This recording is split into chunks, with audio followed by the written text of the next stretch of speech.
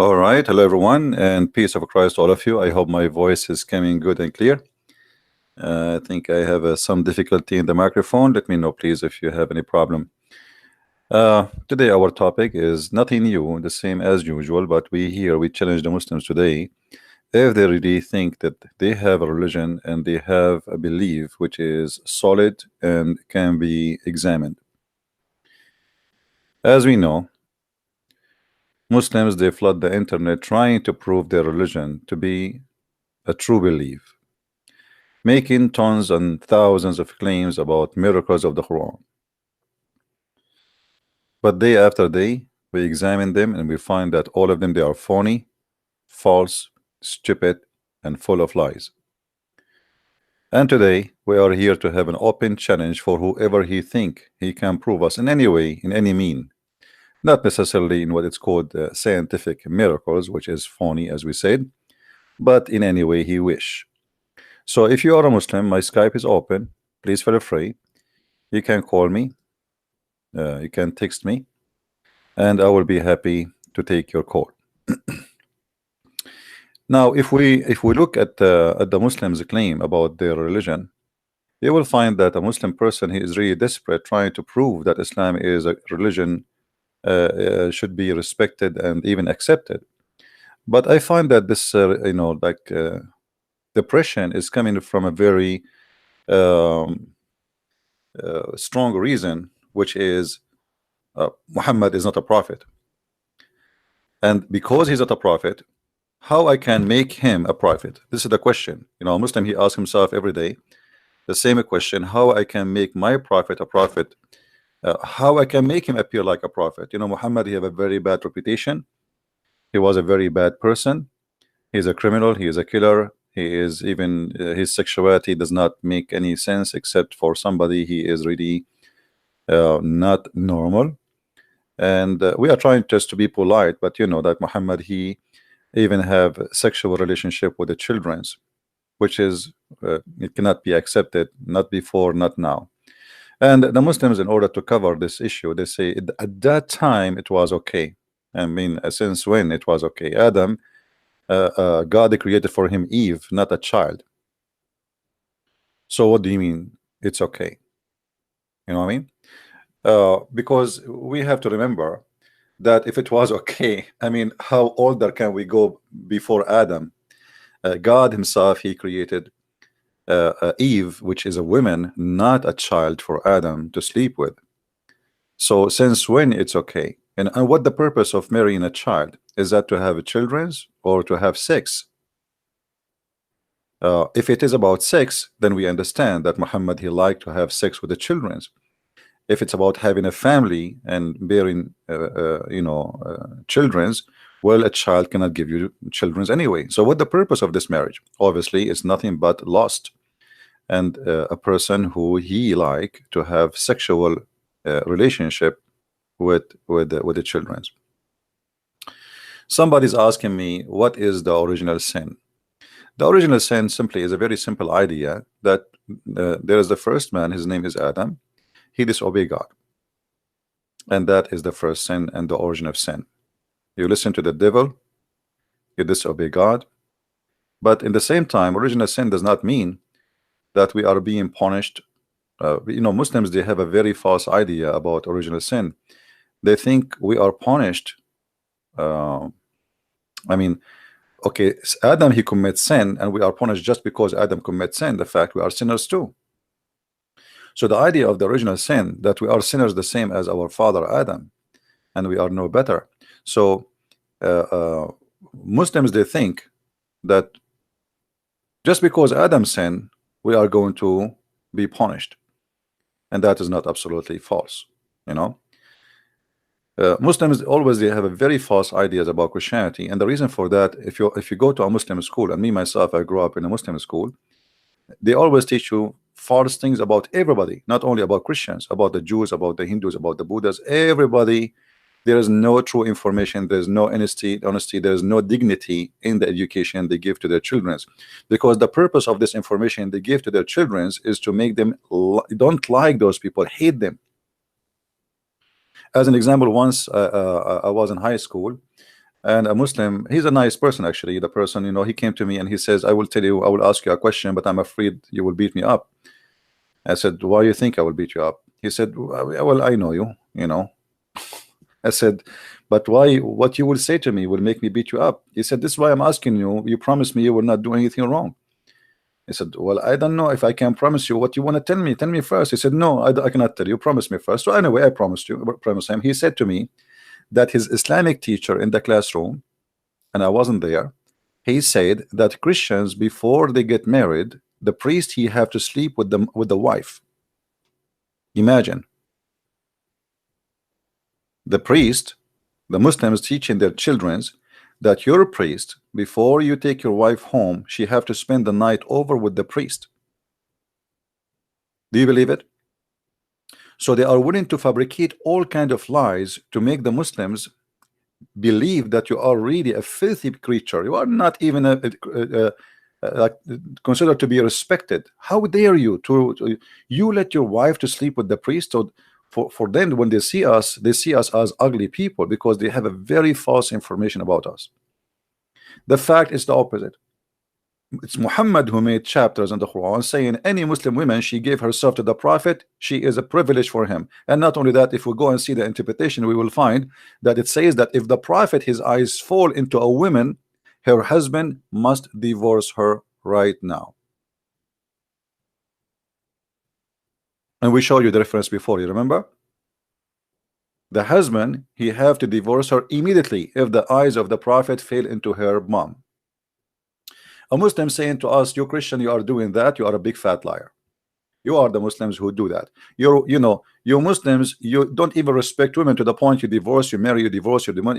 Every day you can divorce and marry. In Christianity, divorce and marriage is very strict. In Islam, you can have 4 and 5, which mean 5 some together party, sex party. And this is official and legal.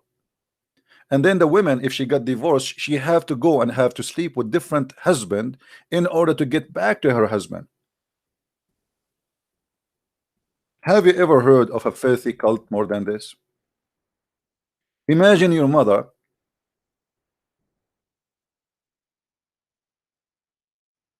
She was divorced by your father, and he said to her, you are divorced 3 times. And then, you know, she have kids from you know, from this man, and she want to go back. I mean, she did not do anything wrong. It's not her fault. Muhammad, he come with a filthy cult rules saying if your mother, she was divorced 3 times, she cannot go back to her husband until she marry another mule, and he have to jump on the top of her. And I can show you the reference. It says she have to taste his juice and he have to taste her juice.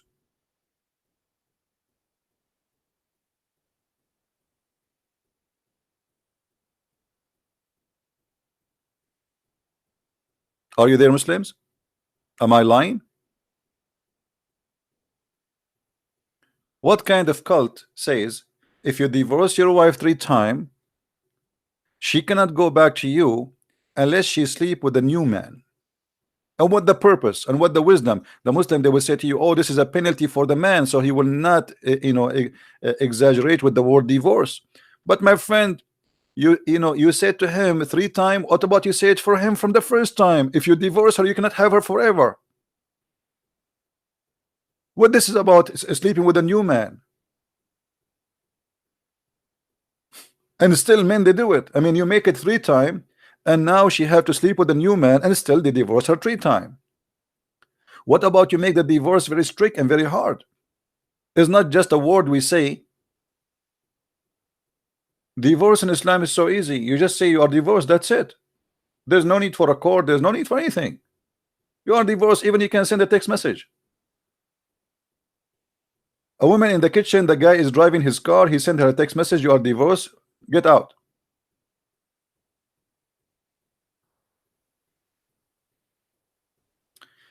And then you will find that the Muslims, they suffer from this rule, which is obviously perverted rule. So we see a woman,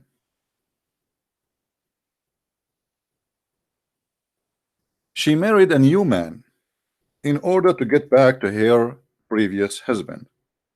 The new man is old, and she thought to herself, well, if he tried to sleep with me, I will not let him do it, and then he will get rid of me, he would divorce me, so I can go back to her, to my husband.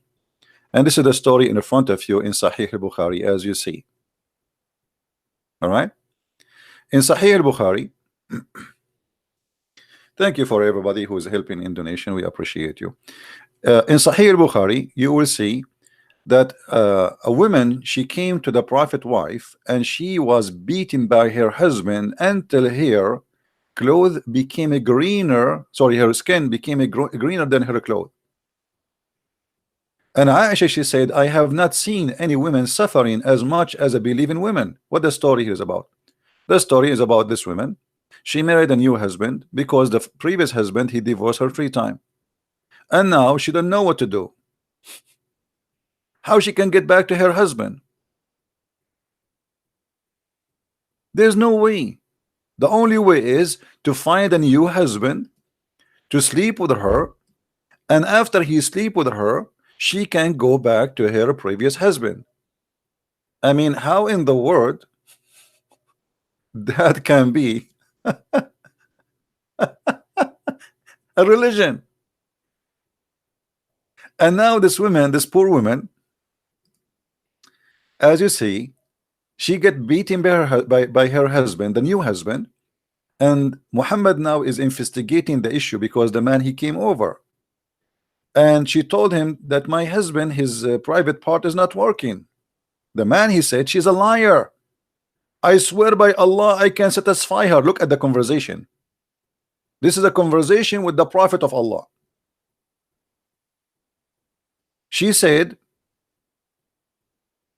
by Allah, I have done nothing wrong to him, but he is impotent, and he is as useless as this to me. Which, when she is holding her the clothes of her fabric, which mean, you know, his penis is not working.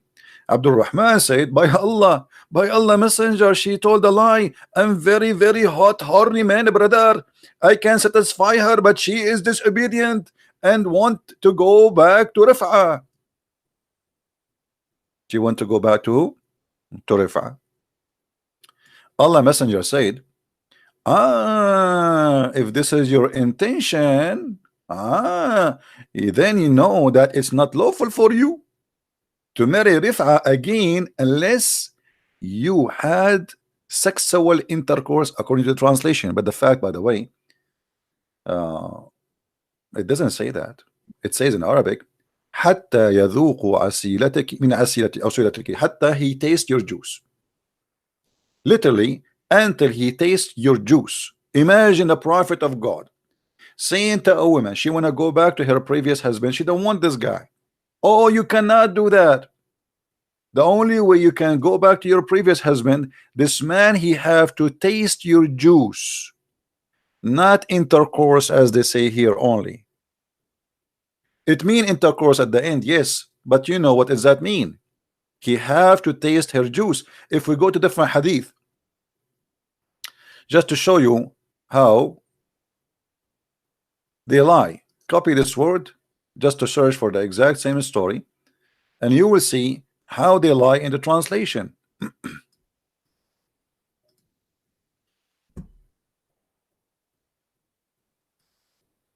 Look here at the translation. Here, until he consummate his marriage. It doesn't say that.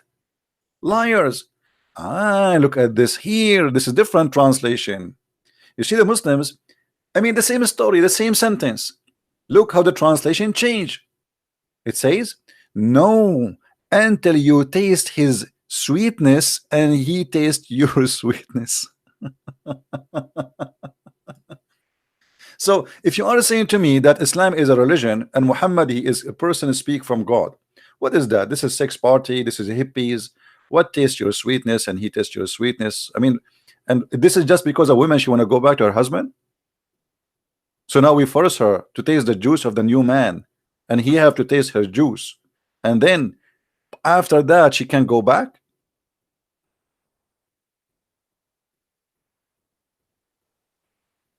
If this is what Islam is about, then what hippies is about, what hippie movement is about. Sex with everybody. Now you are forcing the women to go around, sleep around with the new men just because she want to go back to her babies. She have children from the previous husband. The poor woman, she is trying desperately to go back.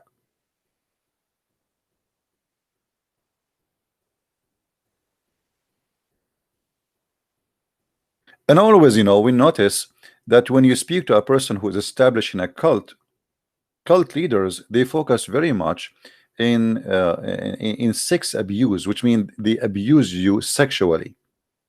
If you remember the story, where a woman, she been ordered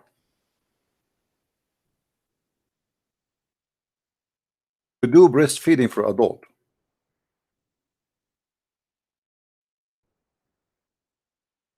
A woman, she have a person coming to her house, and he is supposedly like a servant or a slave or something like that, and the husband, he don't like this man to be in the house. He feel jealous. He's a man. So the husband, he said to the prophet, he says to this woman, suckle him. What? To imagine the problem is a man, a strange man in the house, and he is a grown man. Muhammad saying to the wife, suckle him, give him your nipples. The woman, she said, how I can suckle him and he is a growing man?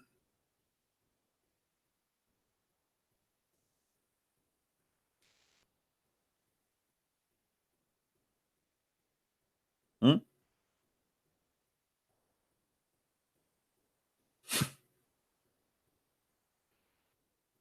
Have you ever heard of a stupid cult more than this, like this? No, nobody can compete with Muhammad. We have to be honest here. Here you notice that Muhammad is relaxed, sitting in his couch, and this woman is complaining she have a problem. A man, a growing man, come into in her house, and the husband, he don't like to see this man around. So now what we do? The prophet, he got a golden idea. Bingo, suckle him. And the wife, she said, what? How I can suckle him and he's a growing man? And now supposedly, if the woman, she suckled this man, he will not be looking at her in a dirty way. I wonder how many men they would like this idea if we practice it.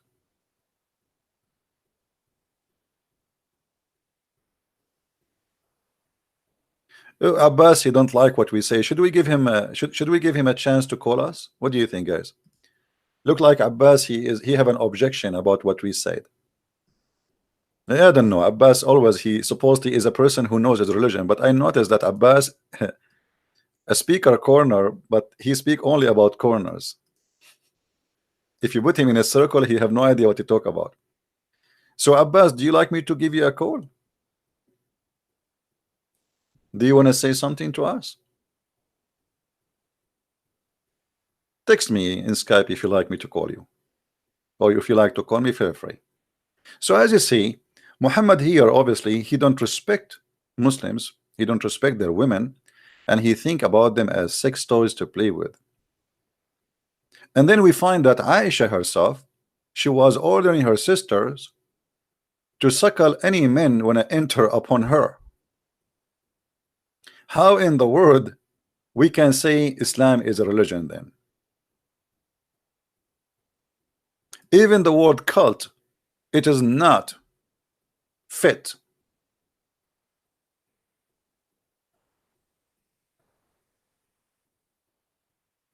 In order to see Aisha, you have to suckle the sisters and the nieces of Aisha, so you can be allowed to enter upon Aisha.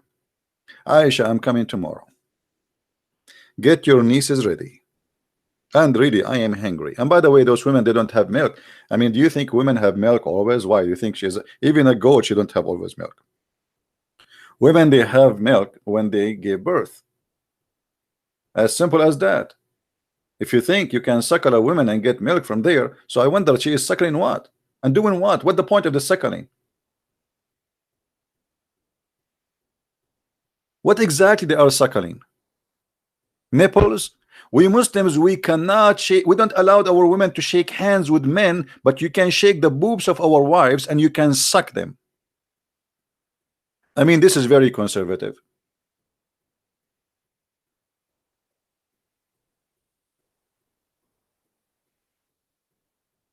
No, Aisha, she will not do that. She is the wife of the Prophet. Aha. You see here the hypocrisy too. Muhammad, not only that, Muhammad, he made the chapters in the Quran saying that his wives, they cannot marry any man after him. That's it. Allah order. That's it. This is how much this person is perverted, and he is in control, and he is jealous. He marry all those women, but now he want to be sure that nobody after he die is going to have sex with them. He have no problem to have sex with women after their husband, but nobody can have sex with the wives of Muhammad after Muhammad. And if you ask a Muslim, if is a Muslim woman, she's allowed to marry after her husband pass away, actually they say to you, yeah, it's even encouraged. Okay, so why the wives of the Prophet, they cannot? Oh, because he's a prophet. Anything have to do with the Prophet is a privilege. Muhammad is above the law, is above God, is above Islam. Islam is not made for Muhammad to follow. Islam is made for Muhammad to control. This is why you see Muhammad, he do nothing with Islam except controlling Muslims, but he himself don't follow Islam. A Muslim, he can have only 4 wives. Muhammad have unlimited numbers of women.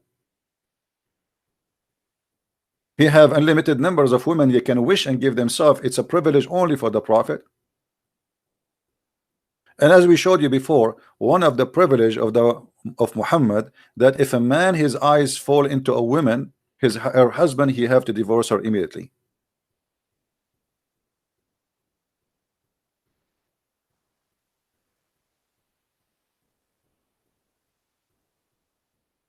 Do we have any Muslim here don't agree? So how we can consider this cult even to be, I mean, even a word cult, it is too much for it. Then the Muslims, because they knew that Islam is really stupid cult, they got a new idea. What about we try? These days people, they like science and the time of discovery, and we are exploring the space. So what about we say that the Quran is a book of miracles and full of science? The Quran, the book of Islam, contain scientific knowledge that could not have been known 1400 years ago. It ranges from to from. And if we examine each one of them, we will die laughing. No, Abbas is not blocked. No, that's not true.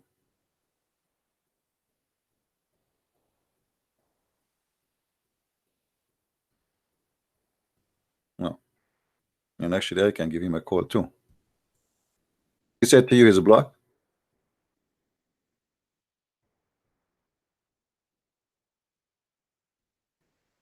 Here we go.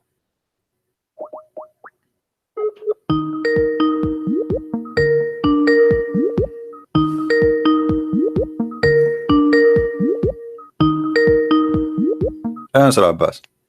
Yes, hello, TV. Yes, Abbas, how are you? I am blocked. You just unblocked me. No, you are not. I just told you 5 minutes ago to call me. Did you call me 5 minutes ago?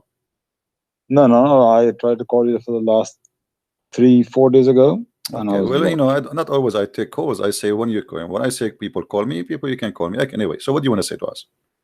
No, I basically listen. I'm not going to make a long talk. I'm just about to go to bed soon. But I want to just the hadith about the woman, 3 divorces. You know that hadith you read.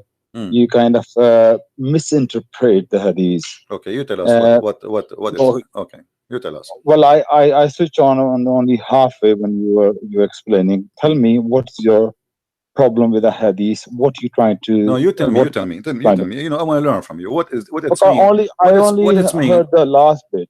Heard the last bit. I didn't hear I did the not give start interpretation in front of me. It says you cannot marry him until you taste his sweetness and he tastes your sweetness. Do you see it? Okay. And so why she cannot marry? Why she cannot go back to her previous husband until this guy he tastes her sweetness and she tastes his sweetness? Explain to us.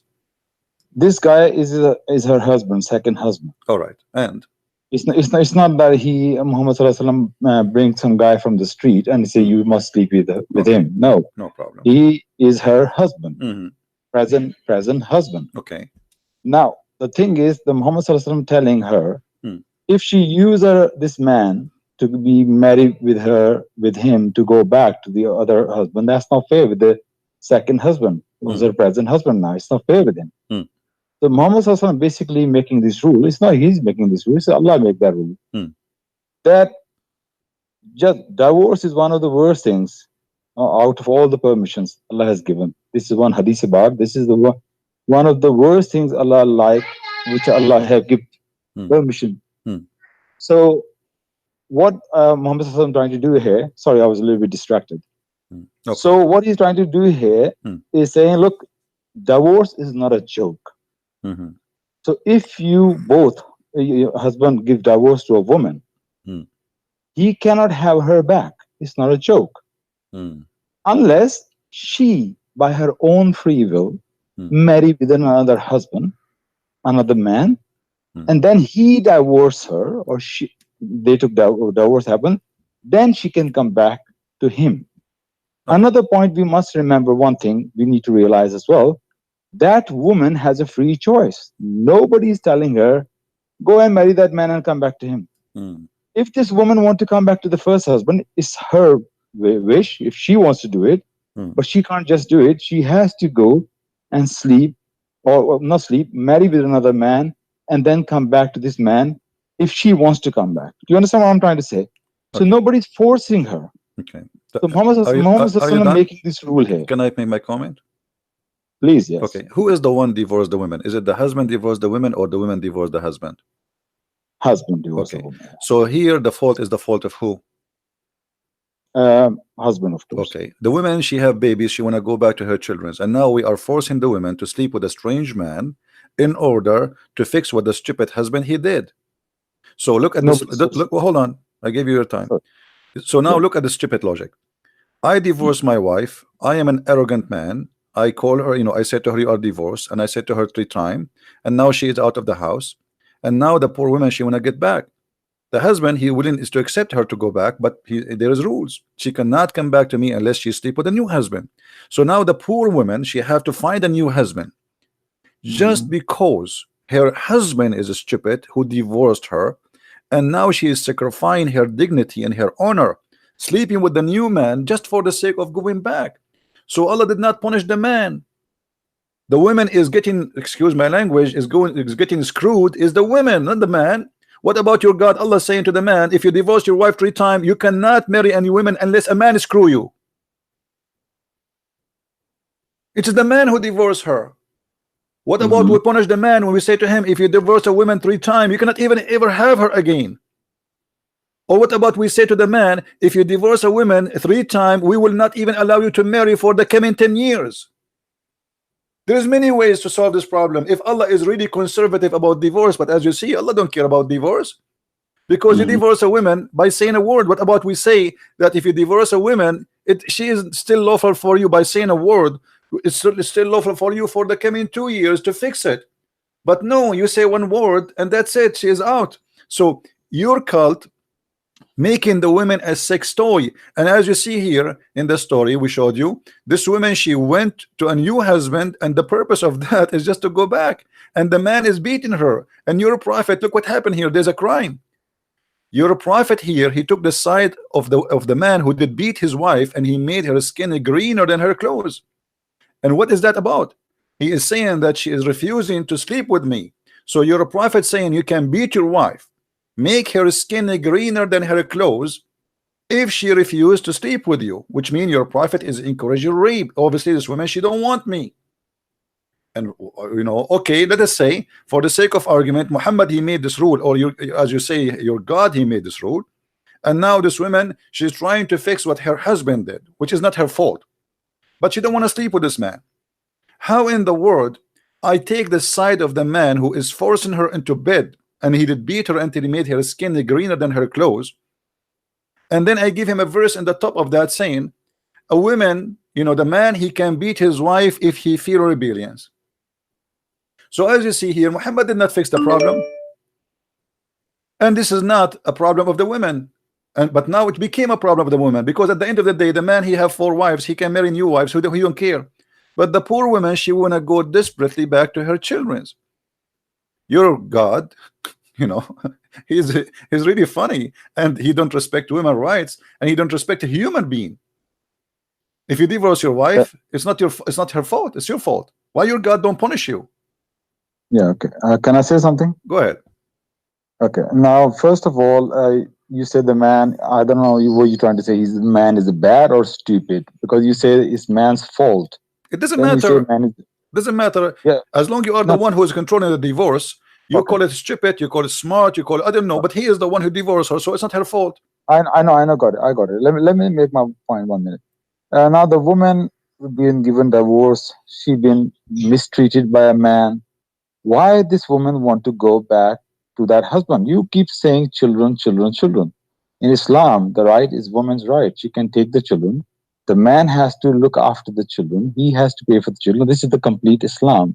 Man has to look after the children, and the woman doesn't have to go back to the stupid man. No, she doesn't. my friend, why that's not true. Why that's is not she true. going back That's to the not man? true. If she That's wants to go back to the man, she's stupid then. That's not it's her true. fault. You lose your custody by the age of 6 to 7. That's it. So they are still children.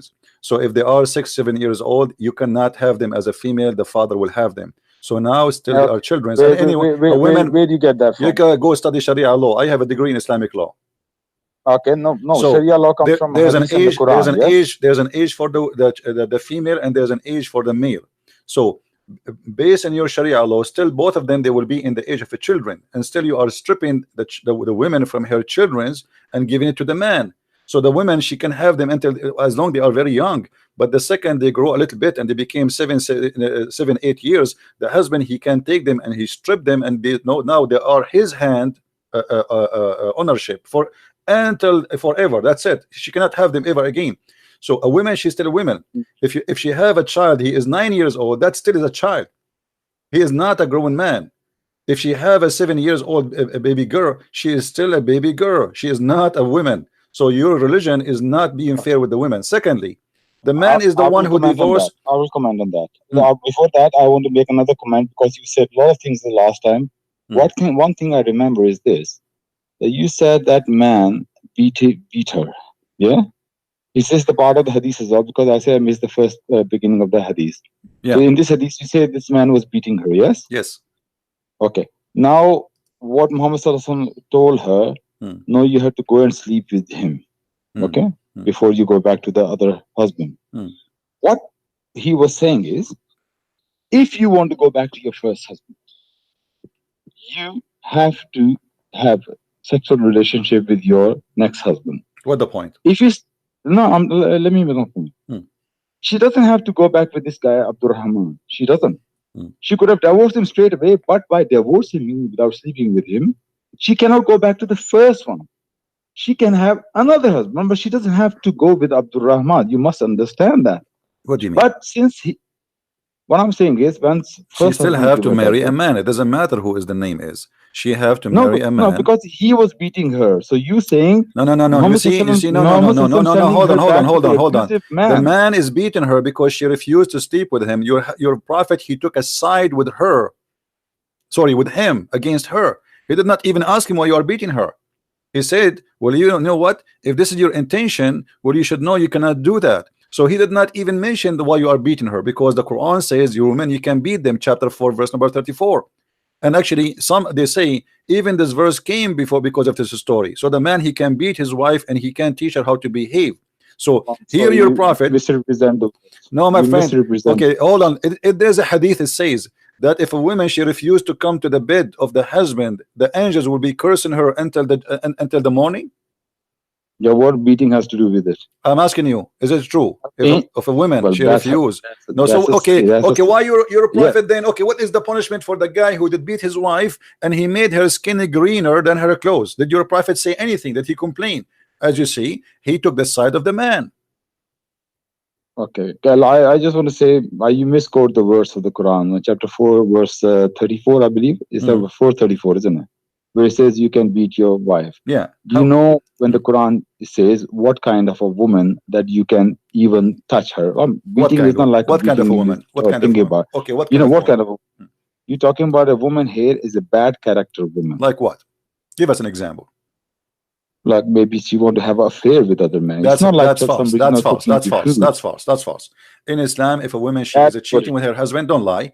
And you know what? I challenge you I'm not lying. no. Okay, when you say something, you have to give me the proof. Show me the reference that says that this is a punishment for a woman she wanna have affair. Actually, the Quran is very clear. It says if you fear their rebellions, she did not even do anything yet. If you fear, Have you read the commentary on this? yes. Which commentary you want me to show you?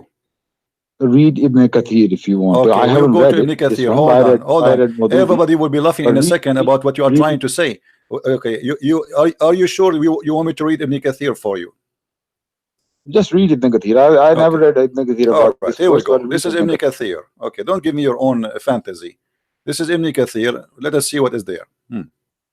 And as you know, in English, always different from Arabic, but it's okay. We will go with it.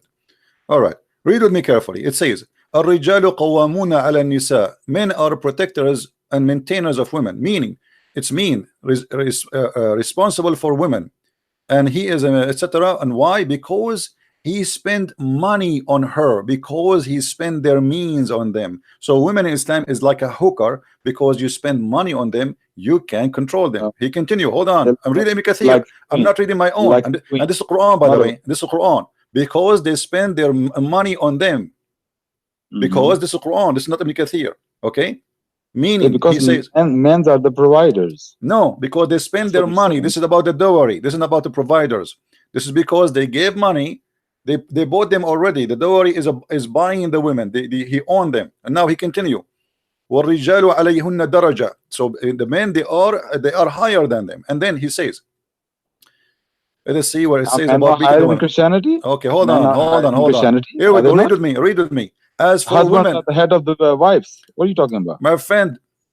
In Christianity, the man, hold on, the man is the head of the house, but he have to be the same as a Christ. No, man hold on, no. Woman. You know, you see, okay, but Jesus, he compared the women to the church. As Jesus, he sacrificed himself to the church. This is what the man should do to his wife, so she is almost holy, the same as the church is holy for every Christian. In Islam, the woman is a whore, as you see, and read with me carefully. Hold on, don't change the topic. As for those women who is part to see ill conduct, you will see ill conduct, meaning a woman whom you will see ill conduct with her husband, such as when she act as if she is above her husband, or disobeys him, or ignores him, or dislike him, and so forth. Do you see anywhere it says she is a cheating, you liar? It's Ibn Kathir you're reading, yeah? I'm reading Ibn Kathir. Yes, it's Ibn Kathir, upon your choice. So if a woman, she ignored her husband, he said to her, make some tea. She did not make the tea right away. I can beat her. If I say to her, make the lunch ready, and she did not do it right away, or she do it slow, like she is not really excited to do it, I can beat her. So why you are saying to me this is about cheating? Why you are liking or dislike him, or disobey him, or ignore him? Can I say something? Yes, say something. So you saying this is maybe as little as not making your food? Yes. I'm not saying it's in front of you. No. I'm just asking you. I'm confirming from you. That's what it is. Yeah. I am not saying this is your religion. This is your religion. It's in front of you. Now follow the logic. Stop saying to me you are saying. You ask me for Ibn Kathir. Here we go. Ibn Kathir in front of you. He is saying. Go ahead. CP, I was on the bed. I'm on my phone right now. Sorry, I'm not watching the screen, but I'm believing what you're saying. I trust what you're saying. Okay. Okay. Now follow the logic, for God's sake. You say for as little she's not making you tea. Now you have to beat her. But remember one thing before the beating. What it says. You sit down and talk to her. Scream at her. Admonish her. Admonish her. Let me say. Admonish her. School her. School her. Tell her, you idiot, you stupid. Why you are not making my tea for me? This is what it says. And then you have to jail them. You have to jail them in their rooms. Is that true or I'm lying? Look what your prophet. Look what your prophet. No, I'm reading Ibn Kathir. I'm reading Ibn Kathir in front of me. Look what your prophet says. If we are to command anyone to prostrate before anyone, I would have command the wife to prostrate before her husband. Imagine, he is saying, if I am going to order a human being to bow down to someone, that will be the wife bowing down to her husband. Why? He is God. Sorry, say that again. What do you You're say? a prophet saying if we're to command it, or to command anyone to bow down before anyone, I would have commanded the wife to bow down in front of her husband. Can I say something now? Say something. Okay, because you're not letting me speak. Please let me speak. I'm going to finish my point again, what I was saying. Now I'm saying you don't have to believe. The logic is this. My wife didn't make tea for me. I say, you know what? Sit down here, let's have a chat. You know, make tea for me. Why you not doing it? Let me have a discussion. Okay, now you still not making tea for me? You're not sleeping with me. I'm separating my bed with you. I'm sleeping somewhere else. Okay, what about third time? Third time she did not make tea. You still not making tea for me? Now I'm going to beat you. Are you really thinking this is how stupid it works? This is how stupid logic you're following? You are the one who just said that to me, and this is what it says. This is what it says, my friend. This is what it says. You lied to me. You said this is about cheating. Okay, hold on. Why you are lying? It's you who said this is about cheating. It's Ibn Kathir. He says if the wife she is ignoring her husband. Let me read for you again. What's wrong with you? It says if you see ill conduct with her husband, such as she act if she is above her husband, which means like she said to you, you make your tea for yourself. You can beat her or disobey him. You beat her, or ignore him, you beat her, or dislike him, you beat her, and so forth. So you are the one making fun of your Quran now. So you say to her, make tea for me, and she'd refuse, disobey you. So what do you say? You beat her. You are saying to me this is stupid logic. You are making fun of your Quran. Because when I read Maududi explains differently. What Dudi, my friend? What Dudi? Who is Dudi? This guy? This guy, he just made a book yesterday. Okay, as you say, let it go.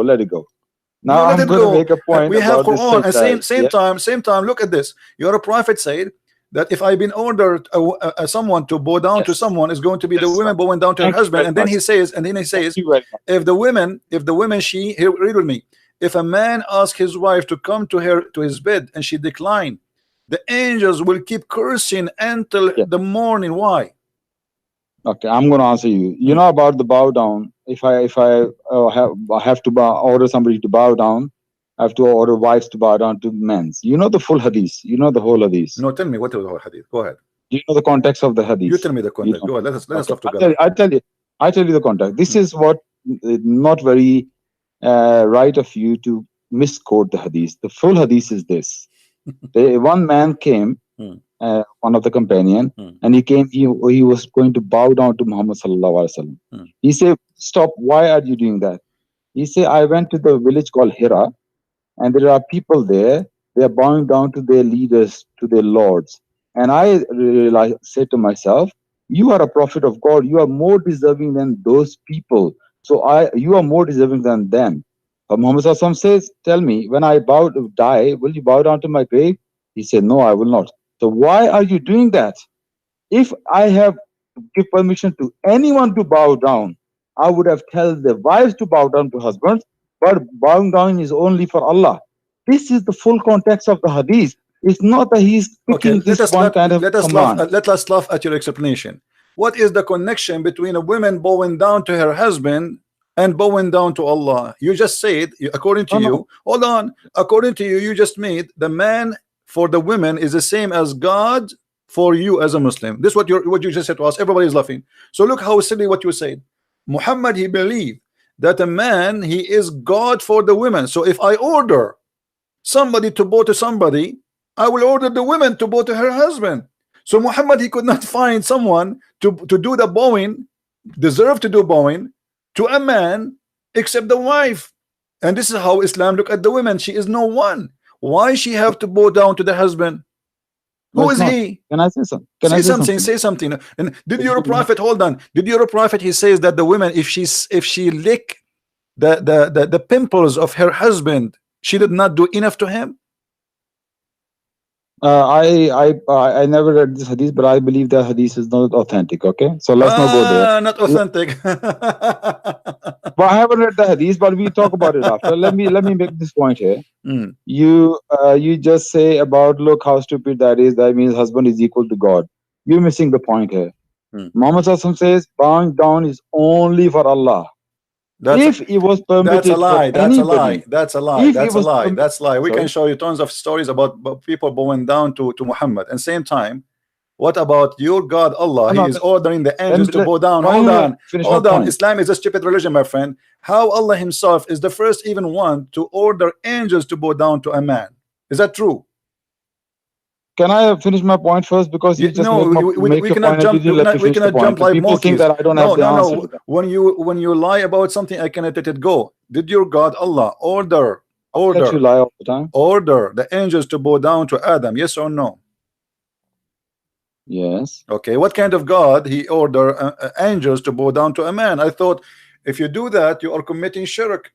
You are worshiping different God, because bowing is an act of worship. So how now I am God and I order my angels to bow down to a man? What was the logic of that? Okay, so just for the listeners, that you didn't let me finish my point. I had the answer. No, we will finish. We have time. We can go back, but you just said something is not true, so I have to stop you here. Okay, I'll answer that as well. Okay, go ahead. Nowhere in Islam Hmm. or in the Quran, anywhere it says that Allah asked angels to worship Adam. That is the first point you must understand. He does not say the worship. Now, what is worship? Worship is following the commands of God. That is a true worship. The command of God is a worship. Now, God commands you to bow down to that thing. You are not worshiping that thing, but you are worshiping your God for following his command. This is the true worship. So Allah commanded the angels, and they follow the command of their Lord. No, the command is what? The command is what? But what is the command? What is the command? To bow down to who? Command was to bow down to Adam. Thank you. So the one he will bow down in front of who? Is it Allah or Adam? The command was Allah's command. No, this is not the question. This is not the question. Yes. This is not the question. They are bowing down in front of who? In front of Allah or in front of Adam? They are doing the action of bowing down. In front of who? In front of the Adam. In front of Adam. Yes. Why? So you meaning when you bow down to something, you're worshiping that thing? That's what you're saying? So you in Islam, you are the one who just said to me, we bow down only to Allah.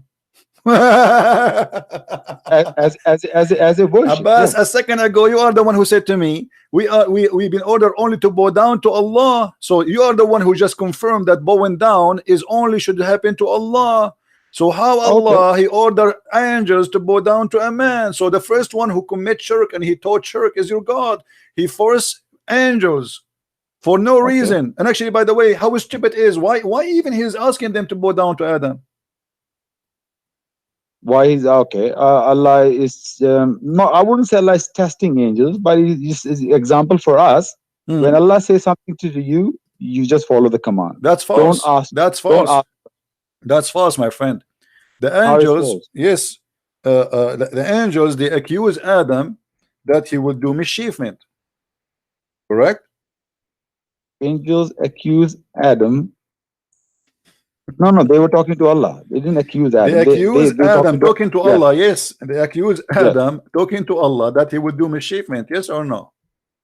Yes, they did. Yes. Okay, so because angels they accuse Adam he would do mischievement and Allah don't agree with them, Allah he decided to punish them for doing that. And look what happened here. I'm missing the point here. Allah what? Disagree with them? He disagree with them. Yes, he disagree with them. They say that Allah, Adam, I know something which you don't know. Yes, that's he actually in the Quran says with them, well, you are a liar. He said to them clearly, read with me, chapter 2 verse number 31. And then he taught Adam all the names, and then he showed them then to the angels, and he said to them, which mean to the angels, inform me the names of those things if you are truthful. If you are truthful, which means if you are not lying. So the angels they accuse Adam he would do mischievement.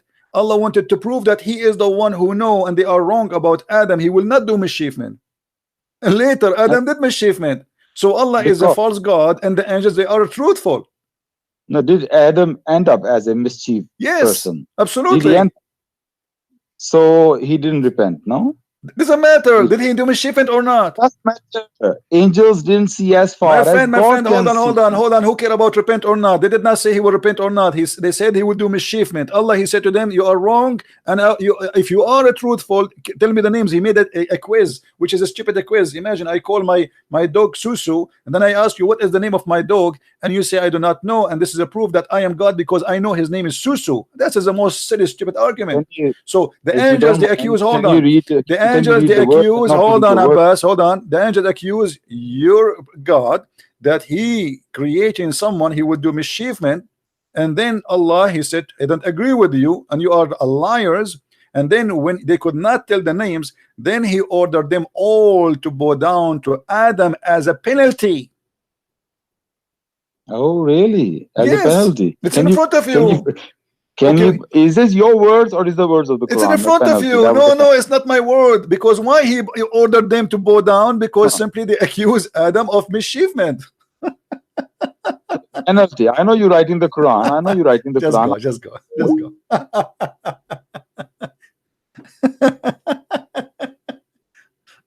I mean, I feel sorry for this guy. As you see, the angels, according to the Quran, they made a mistake. And there is two mistakes here. They question the order of Allah of creating someone. His name is Adam. And they add an accusation to that. Yes, Ali. Oh, hi. Yes, go ahead. What do you want to say to us? First of all, I don't know whether you hear me. Should I mute YouTube here? Yes, mute YouTube, please. I'll mute YouTube. 2 seconds. Okay. But how come you're talking to me and you're still working on YouTube? I can do that because am I live? Am I live? Yes, you are live. Yes. Okay. I don't want to talk to you first. I want to talk to the audience first. Why? Because there's something I need to say to the audience, and then they will talk to you. Audience, what Christian Prince does here is he sets up everything. He gets all his material ready, and he comes up here and he talks to people on screen, on live, where he can put up all the material, whereas the caller, whom would be me or like the guy who just went through, cannot even put anything on the screen. So it is not fair. Okay, well, here we go. Why you didn't give me what you want me to put in the screen so we can love? Go ahead. I don't have to give you. No, you have to. So how I'm going to put for you? This is how YouTube works. How I can do it? I do not trust listen. You are being funny now. Listen. I am not like the other callers who would let you take over. You are being funny. I don't care. Just get lost. You are no one. You complain, but yet you will not give me something to put for you in the screen. That means you are a fake and you are phony. Give me something you want me to put in the screen and I will put it for you. So what do you want me to go and do? Go to your computer and grab what you have in your computer? How you can share with me what you have? Give me, I will share it. If you have something you want me to show in the screen, I will be more than happy to show it to you. But I don't have to give you, so why you're complaining?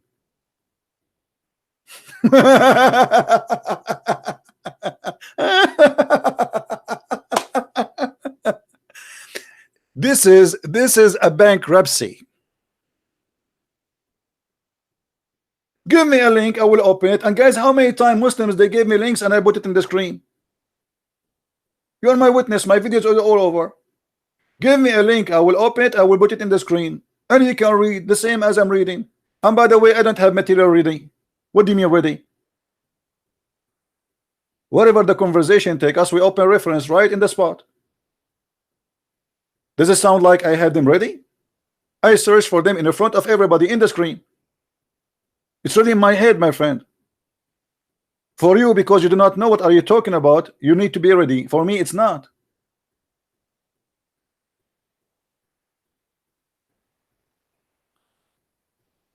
The stupidity is a sign of a bankruptcy. Let us play stupid. Hey, audience, Christian Prince, he have his material ready. Okay, why you are calling me if you are not ready anyway? Let us say you want to answer this guy. What about you get your material ready and give me the links and I will show the people, everybody, so we can laugh together. It's like saying Christian Prince is beating the hell of us because he's ready and we are not. I will not let you take over the conversation. What do you mean? If you just said to me you will not give me a reference, so why you are calling me? Just to talk and to insult me? You want to call me again, Ali, call me. But you have to give us answers. You want me to give you a link, you want to post a link, I will show it on the screen, you are more than welcome. But stop complaining like a woman in the delivery room. And then the doctor, after 6 hours, he found that she is not a pregnant, she have gas. And this is exactly your scenario. You have gas, my friend. You have nothing real. You don't even have a baby. Your belly is big because of too much gas. You cannot take it no more. Christian Prince is beating the hell of our cult, and we cannot refute him. So you decide to call us and you decide to release your gas on air. Yes, Ali. Yes, I'm back to you. So do you have something serious to say, or just complaining? I have something serious to say. I want to follow you, but it seems that you are playing something and I'm talking to you on somewhere else. Well, you see, at first you disrespect me. You said I want to speak to the audience. Here we go. Speak to me too. Why you don't speak only to the audience? Okay, now what do you want to say to us? Go ahead. What do you think about the topic we are talking about? Oh, okay. Let's follow. Okay, the topic is, let's just follow from what you are now, where you are now. Okay. Okay. So you said, and the screen I am looking at, and he taught Adam the names, then showed them to the angels, saying, inform me of the names of those if ye are truthful. Are you there? Yes, I'm there. Okay. So أنبئوني بأسماء هؤلاء إن كنتم صادقين. الصدق هنا, the truthful in here, it does not mean lying. It just means if you knew. And then can you scroll down to the next verse, 32? Okay. Can you scroll down? All right. All right.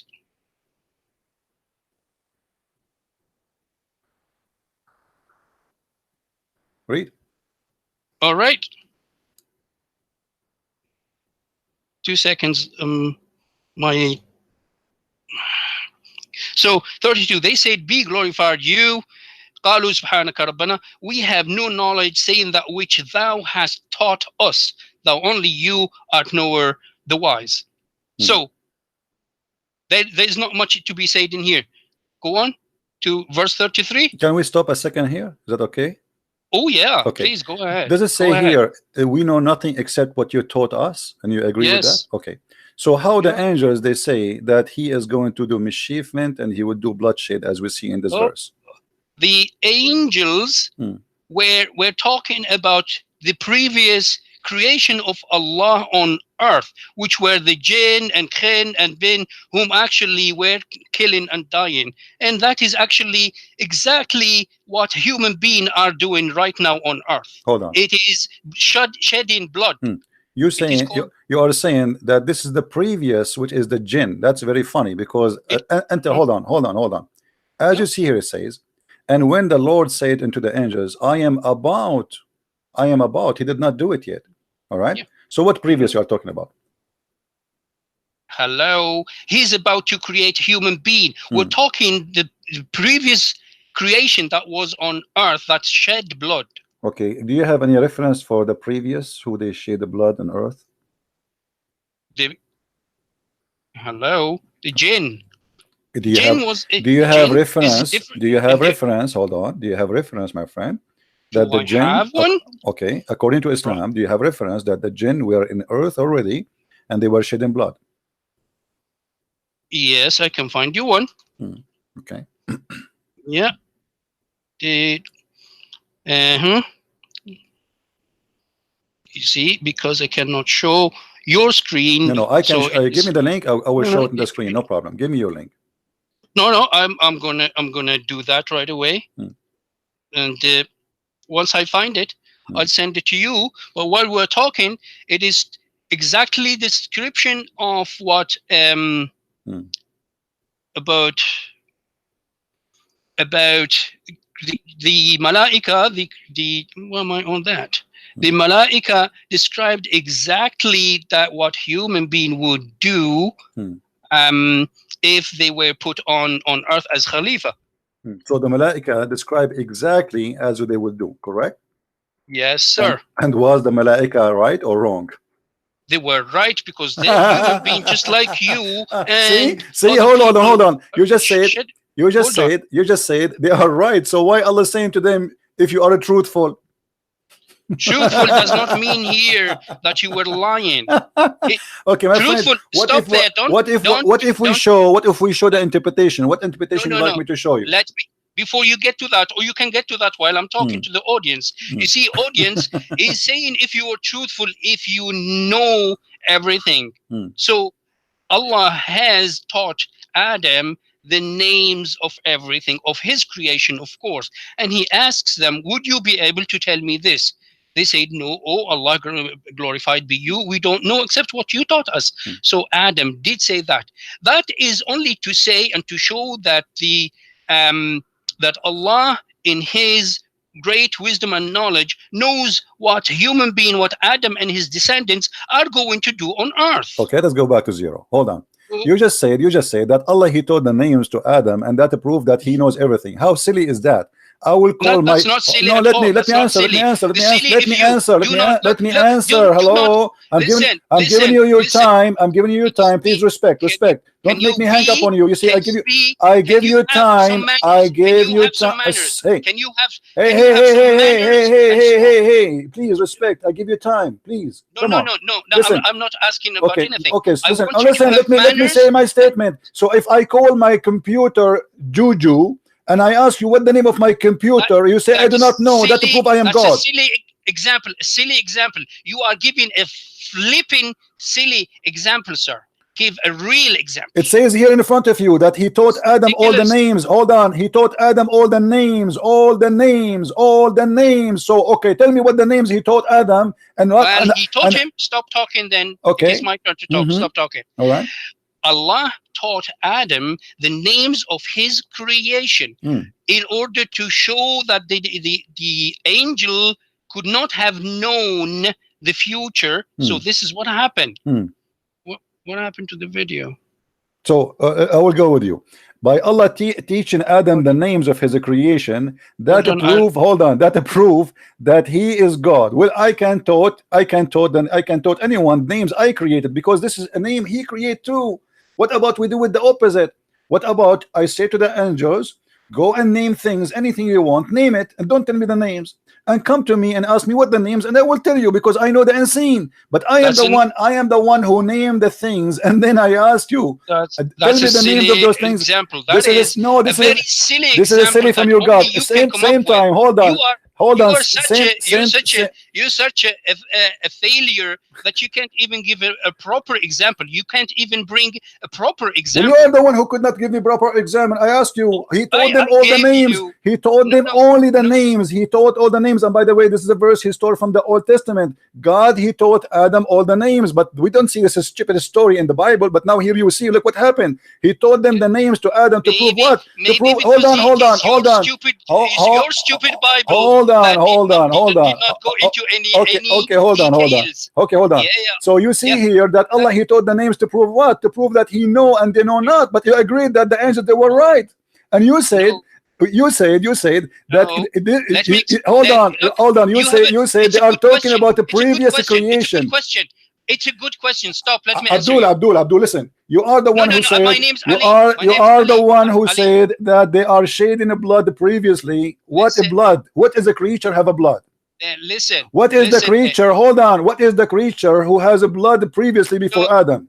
Look, don't jump from one. I'm not jumping. You are the one who mentioned that. You said they are here talking about the creature who will shed the blood, who was exist before Adam. Who is the creature? Who is the creature who has a blood? Do you have any control over yourself? Can you stop? You will not answer. Are you going to answer?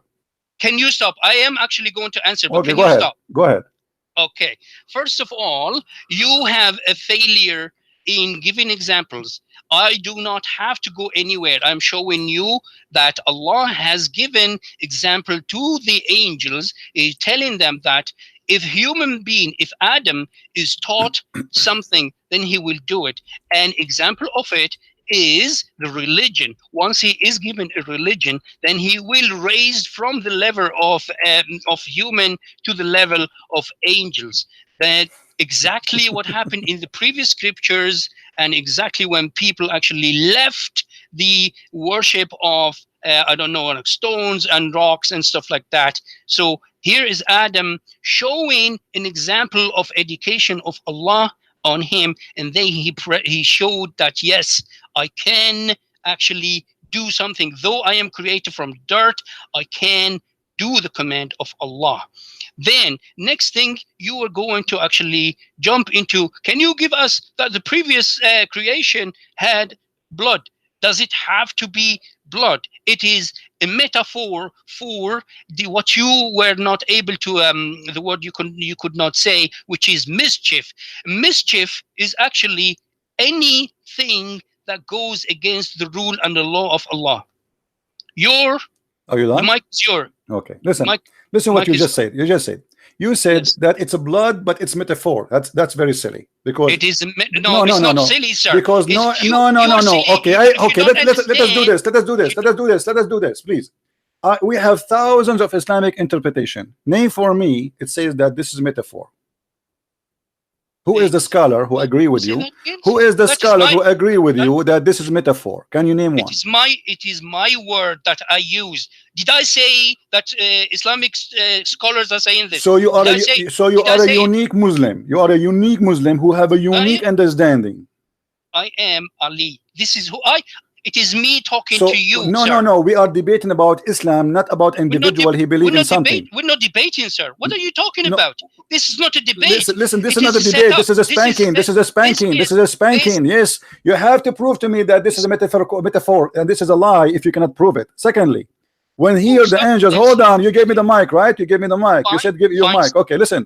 Now you said to me that there was a previous creature who was exist in the earth shedding blood, and we ask you the blood of who? You said this is metaphor. So this is mean it's a lie, because all what they complain about is he would do mischievement and shed the blood. And let me ask you then, did the children of Adam shed the blood? Yes, they I did. did not. I did Hold not on, say shut and. up, I hold did on, not hold say on, and. hold on, Don't hold put- on, hold don't on, put hold words on, in hold my on, mouth. hold on, Don't put hold on, potato, words hold on, hold in on. my mouth, sir. Don't put words in my mouth. You I said have to mischief, prove. which it could include anything. So stop. No, it Stop cannot putting be words in include my- anything. It cannot be include because it says there shed the blood. It's not up to you to deny it. You have to show me where it says that this is metaphorical.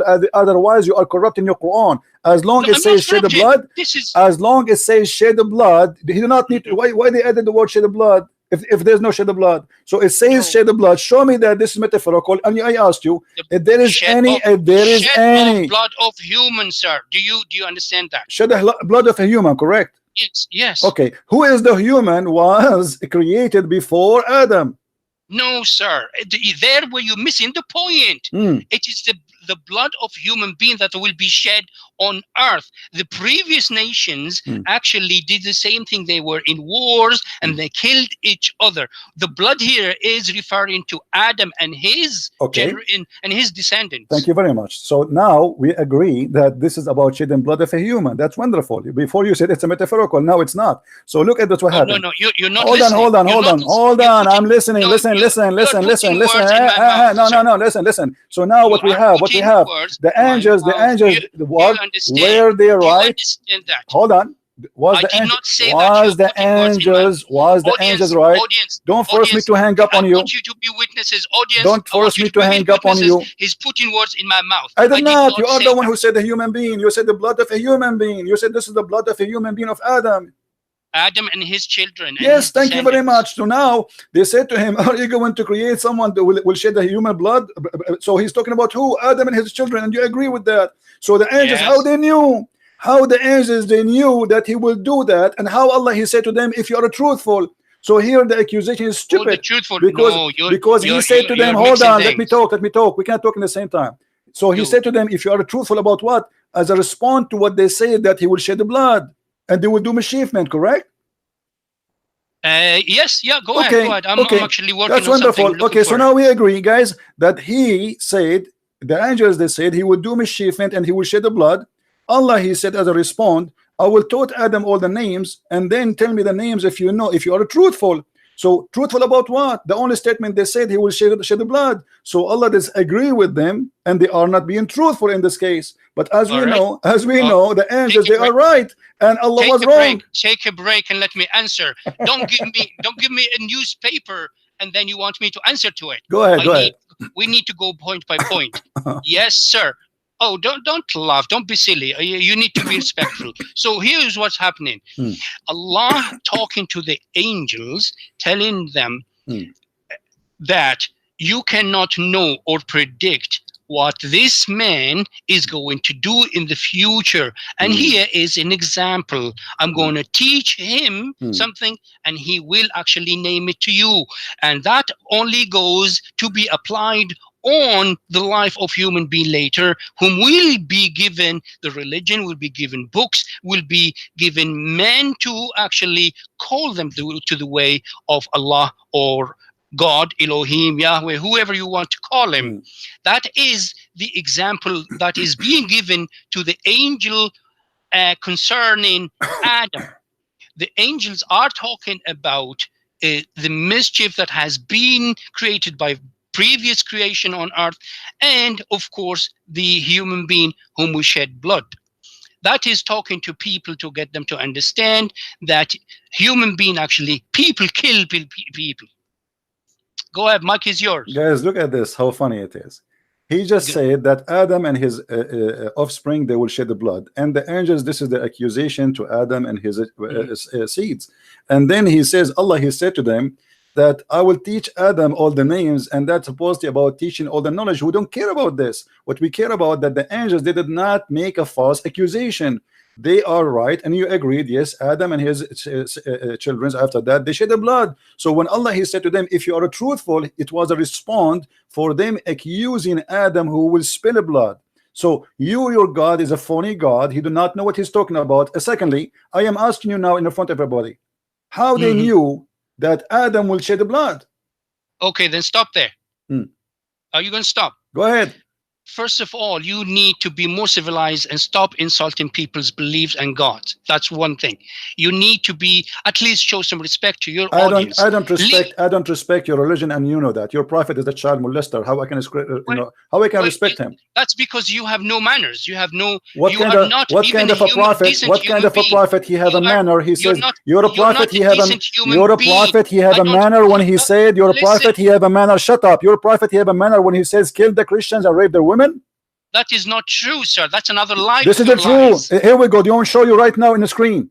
Oh, do I? Go ahead. Okay, here we go. Here we go. This is a chapter 9, verse number 29, and this is your scholar Ibn Kathir, the interpretation, as you see. No, show me the verse. Don't show me. I will show you the Quran and the interpretation. Show me the verse. Yes, I'm showing you the verse, and I will get you busted from your own books. You are a liar like your prophet. Read with me. Read with me. Until they pay the jizya, and they do not, because they didn't choose to embrace Islam. Shut up. Let me read. You will not let me read, right? Call me after I finish reading. Watch YouTube. Until they pay the jizya, if they do not choose to embrace Islam with willing and submission and defeat, continue, disgraced, humiliated, belittled. Therefore the Muslims are not allowed to honor the people of the Dhimma or elevate them above the Muslims, for they are miserable, disgraced, humiliated.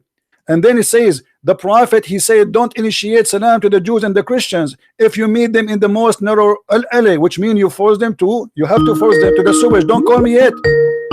Don't call me Abdul. Let me read. And then this is why the leader of the faithful, Umar ibn Khattab, may Allah pleased with him, demanded the will of the condition to meet with the Christians to ensure their continued humiliation. Do you see it? So why you are lying to me and saying this not true? Killing us, taking our houses, taking our cities, taking our countries, and then taking our money, and then force us to pay money in order to live.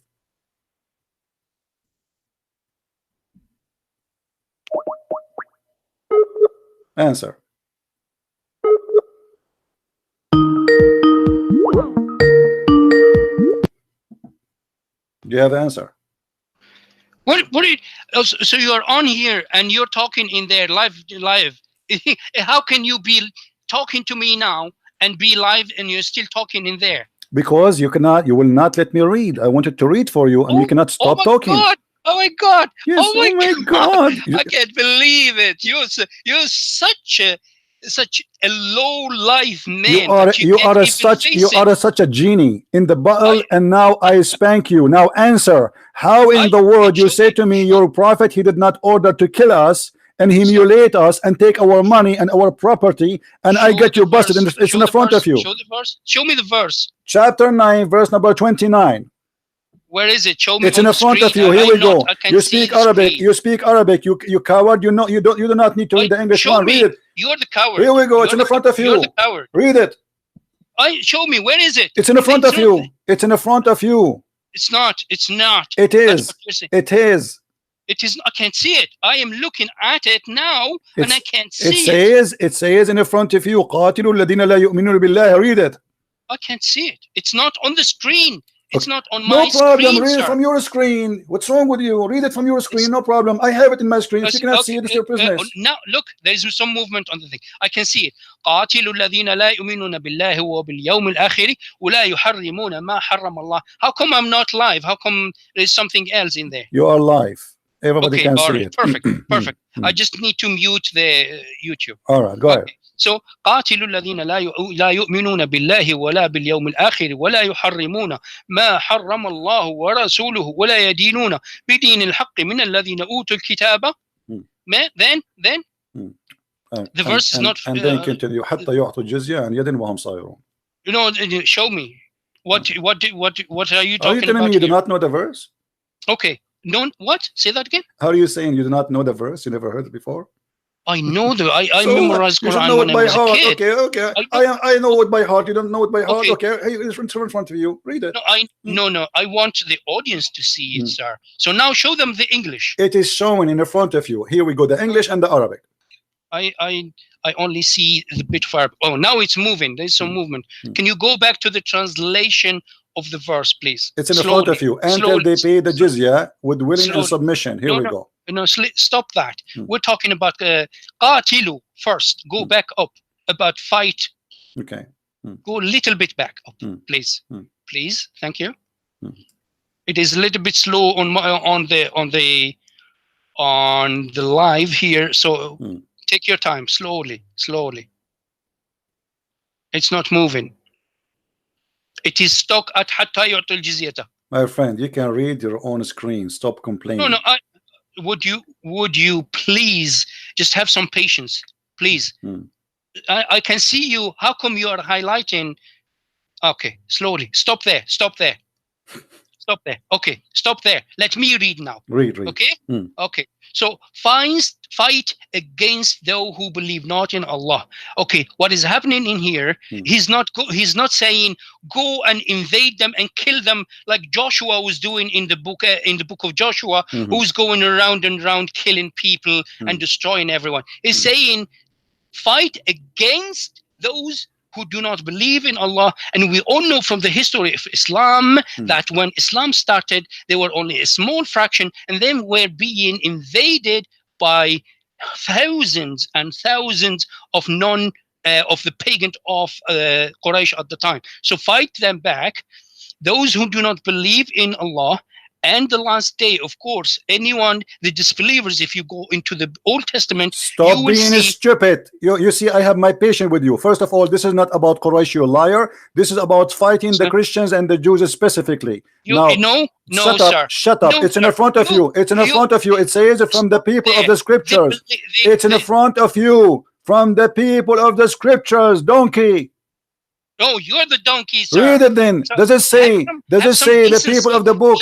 Does it say you donkey liar? Does it say the people of the book? Yes or no? No, stop. Before you get to that, that is a second point. No, this is not the second point. This is not the second point. Those who don't acknowledge, he is talking. This is a verse specifically about the Christians and the Jews. And read with me. Here we go. Allah commanded, shut up, you donkey, son of Muta. Allah commanded his messenger, shut up, son of Muta. Here I get you busted. You can call me after 2 minutes. Allah commanded his messenger to fight the people of the scriptures, the Jews and the Christians. Filthy liar. I spit at the devil. And now you can clean your face. Liar like your prophet. Coward. We show them the reference in front of them in the screen. And this is their books. And this is their scholars. And this is their interpretation. And yet they have the courage to lie. What invade? He is the one who invade. Muhammad, he said to his followers, attack the Romans so we can get the blondie girls. Do you want me to show you the reference? To get what? The blondie girls. A prophet of God encouraging his followers to attack to get the blondie girls. Now, does it say in the front of you, the Christians and the Jews? Would you stop talking? Does it say? You were talking when you blocked me. Why don't you stop now and let me talk? Go ahead. Yes, sir. First of all, you are the son of Mut'a. I know my father and I know my mother, and I know them very well. I grew up. Do Muhammad know his father? Do Muhammad know his father? That is, look, you need to wash your mouth when you talk. Do Muhammad know his father? Is it true that your father? Hold on. Let us see who is son of Mut'a. Shut up. Is it true that your prophet, he was born 4 years after his father's death? Yes, or I'm lying? Wash your mouth. You're lying. You have to answer. You have to. If I show you a reference right now, you coward. No, you coward. See, here we go. You see, when you open a topic, either you finish it or you don't continue. Your prophet was born 4 years after his father's death. In your Islamic books, you coward. He is a son of a Mut'a, and you are a son of Mut'a, because in Islam there's no marriage. And and as long you are ashamed of Mut'a, what kind of God he allowed Mut'a? Let us call him back. He just admitted that Mut'a is bad.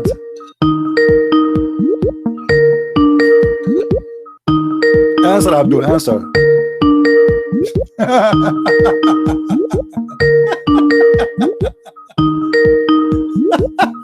Why you don't want to answer? You're ashamed of the Mut'a? As long as you are calling me son of Mut'a, that means it is a shame to be son of Mut'a. And you just admitted that you do not, the one who have a Mut'a, he don't know who is his father. So what kind of God he allowed Mut'a? What kind of a cult he allowed a man and a woman to have sex just for pleasure? Mut'a. Read and love. That's why he is not calling now. Call me coward. As long as you admit that Mut'a is a shame, and you are calling me son of Mut'a, which means this is an insult.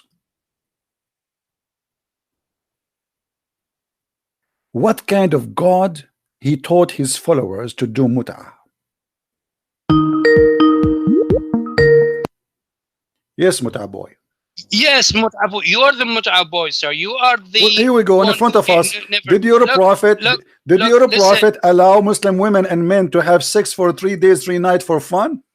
You are such a liar. Where do you get all that from? It's in the front of you. It's in the front. It's in the front of you. It's in the front of you in the screen. Why? No, it's not in front of me. It's in the front of you in the screen. Read it. I think you are such a liar and a coward. Read it. You're such a Potato. coward. Read it.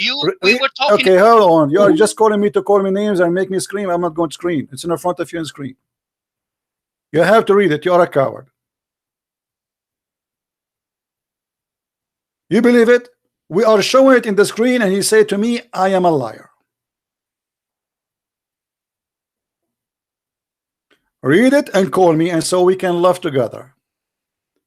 You are really, really being humiliated by your prophet, not by me.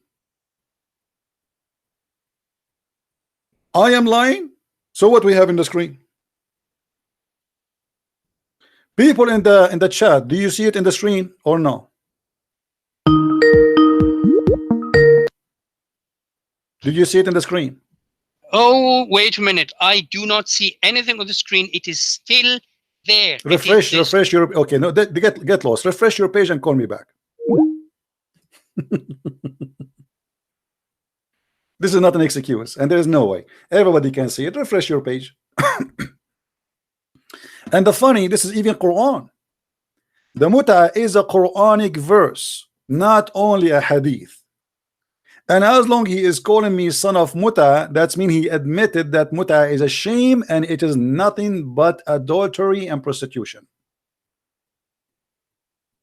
Otherwise, you will not consider calling somebody muta as an insult unless it's an insult. I call you son of muta, you get insulted.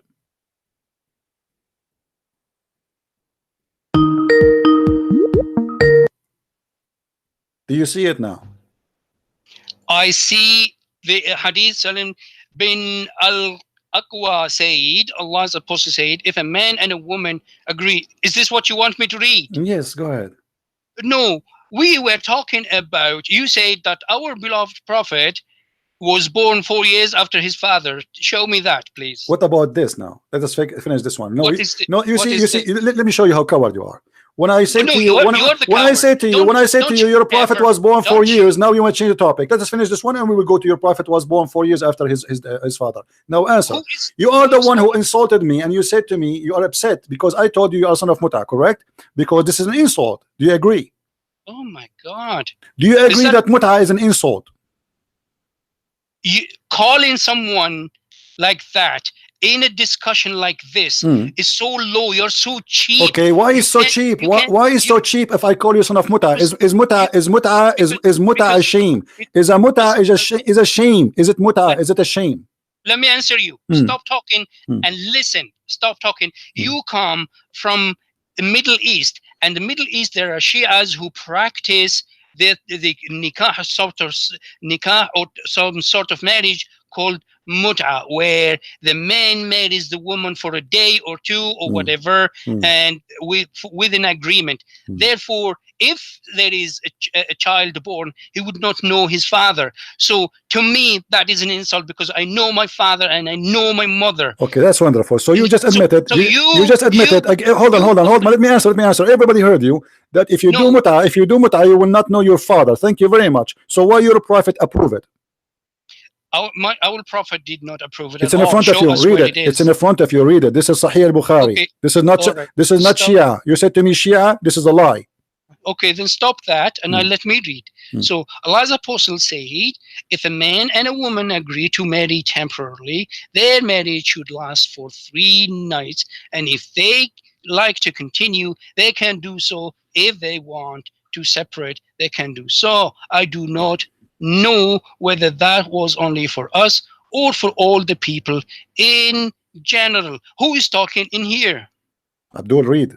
It says. No, I am this is about reading. muta You or see, not. This is about muta or not. This is the prophet talking, and the narrator No, continue. This The prophet is not the said. prophet talking. No, This the is prophet. someone saying, Read no, read. It says Allah apostle said. Allah apostle said. Allah Yes, apostle someone said. is saying Okay. that Allah's apostle said. It's someone saying. Yes. You read here. Can you read? Can you Okay. read? I do not know whether that was only for us or for the people in general. Would you? Doesn't matter. please? This is the commentary about the No, hadith. this is- But hold this on, is hold on. someone Did your talking. prophet? Did your prophet says any man? This- Any No. man, any women, they like to have sexual No. Who relationship said for any? one Where night is any? stand. Where is It any? says Where if is- a man and a woman, Where if a is- man where and is- a woman, if no, a man where and a is- woman, where is- did he say? Did he say a name? He said if a man, Where any is- man, where is if a any? woman, Where if a is woman. any? Where is any? It says there if a man, any man. Oh, no, it doesn't say. Where is it? What Are is you any? saying? Where is Are you any? saying the muta was only for one person? Your prophet he gave a license for somebody paid him money to do muta. Okay. Okay, stop and let me talk to the audience. At least show respect to the audience.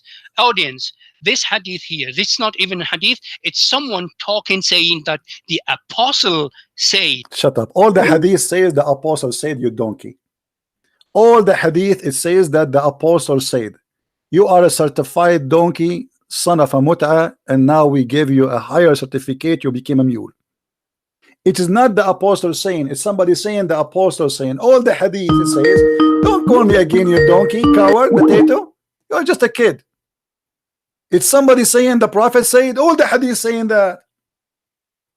In order to get the hadith saying the prophet said, you have to be with us. As long as somebody is reporting from somebody, all of them, they have to be the prophet said. And he is saying this is not a hadith because somebody is saying the prophet said.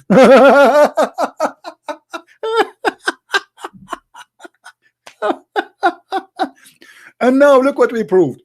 He is ashamed of the mut'ah and he says this is Shia. The fact is even in the Quran. Let us get this Abdul busted. Is the mut'ah only for the Shia?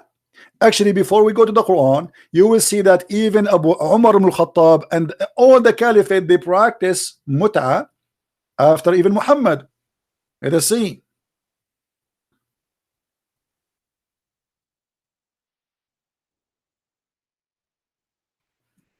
Read the hadith with me, and all of them, they are sahih. This is Sahih Muslim. Potato. He said a hadith is not a hadith as long as it says somebody said. But as you see, all the hadith have to be somebody said. Somebody said that the Prophet said, or somebody said. It says it's reported from that's etc. Okay, and then he says we had benefiting ourselves by the mut'ah. By the way, it's not even marriage. This is not marriage. This is a lie. Mut'ah mean sexual pleasure. So we had benefit ourselves from doing mut'ah during the lifetime of the Prophet and during the lifetime of Abu Bakr and Umar, which means Muhammad now is dead, and the caliphate, the Sunni caliphate, not the Shia caliphate, they are still practicing mut'ah during the time of Abu Bakr, during the time of Umar, and during the time of Muhammad. He is ashamed of his cult. Where it says that? And as you see, we keep jumping like monkeys from place to place, and he keep denying, but we show it in the screen. Audience.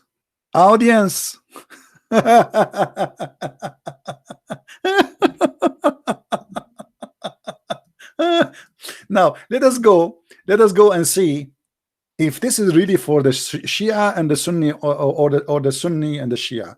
As you see, first, actually we prove it already here in the hadith, because Abu Bakr is the enemy of the Shia. He is a Sunni. Umar is the biggest enemy of the Shia. Both of them, the Shia, they hate them to death. Actually, the Shia did not even pray without cursing Umar and Abu Bakr and Aisha. Now, if we go to the interpretation, let us show you how we get them busted. He said this is for the Shia. The fact the Shia are the only true Muslims following still Quran based on this verse specifically. This is the official government of the Kingdom of Jordan, owned by the King of Jordan. This is explained why he is very corrupt. And actually he is from the family of Muhammad. This is why he is corrupt very much. Chapter 24. Interpretation of Al-Jalalain, not my interpretation. I have nothing to do with it. Read with me carefully. Al-Jalalain is not a Shia scholar. He's a Sunni. All right. Look what it says. Seek women with your wealth by dowry or price of wedlock, and it's not fornicating, etc., such as wife enjoy thereby and have sexual intercourse with giving them their wages, dowries, but have assigned as an obligation. Okay. You give them their wages and you practice mut'ah with them. And those women, you can marry them and have sexual intercourse with them only for a certain period of time. Ibn Abbas, the cousin of the Prophet, Sunni interpretation. Seeking women, marrying women for agreed period of time. Zawajul mut'ah. This is Quran. This is not hadith. Seeking women with your money, marrying women for agreed time. By the way, it does not say even marrying women. It says to if women for agreed period of time, which means you go to the woman and you say to her, I want to if you for a day or two, as the hadith says. Any man, any woman, they agree to if each other for a day or two. It's up to them, and if they like to increase, they increase. And who is the one who's talking here? It is Muhammad talking. And the idiot, he says, oh, this is not the Prophet talking. No, it is the Prophet. All the hadith of Islam, it's about somebody saying, the Prophet saying. And when you say, because somebody saying, the prophet saying this is not a hadith, that means you are a certified donkey.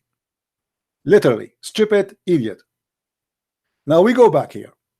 As you see, this is not Shia, this is Quran. Quran is not the book of the Shia, is not the book of the Sunni, this is the book of Allah. And in Arabic here, the word muta, we see it in the verse. فَمَا اسْتَمْتَعْتُمْ بِهِ مِنْهُنَّ, bihi, which is their vagina. Whatever you enjoy of it what? Their vagina. So this is why you have to pay them wages for you enjoy it. This is why if you do muta in Islam or even normal marriage, if you don't have intercourse, you don't pay because you did not enjoy it. A Muslim man, he have obligation to pay only if he enjoy it. If he did not enjoy it, then he will not pay. So the money when a Muslim he pay a woman in Islam is not because he married her, but because he enjoy it, as the verse in the Quran saying. Because you enjoy it, then you have to pay for what you enjoy. Women is a sex toys in Islam.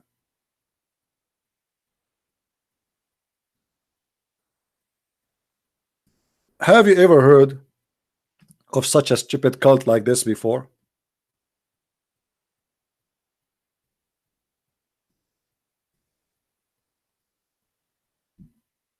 Hey, Ali, do you like to call me again? Call me, Ali.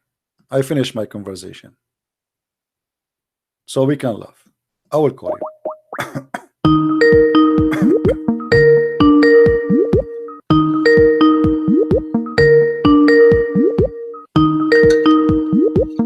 Answer, Ali, answer.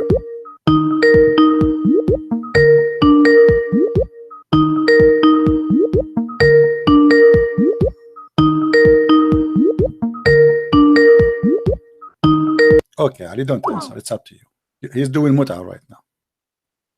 He will call me after he finish muta. How this can be even close to be a religion? A prophet, he is saying any man, any woman. And look how funny he is. He says, where is the word any? In Arabic, actually, it says any. Oh. Hey, Abdul. My name is Ali. Okay, you said to me before, where is the word any? Correct? Yeah. Okay, does it say in Arabic any?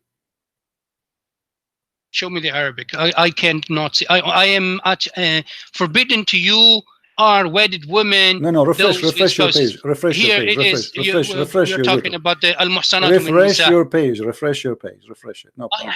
I have done that. Okay, it says ayyuma. Okay, until you see it, I will read for you in Arabic. Ayyuma rajulin wa imra. What ayyuma mean? Ayyuma. Ayyuma, it means if a man. No. What ayyuma mean? Don't force me to get you busted. I can take the word as it is, put it in the dictionary in front of everybody. What ayyuma? What ayyuma mean? What ayyuma? Hold on, Abdul. Abdul, what ayyuma mean? I can't copy the word right now and paste in the dictionary and get you busted. You said to me where it says any.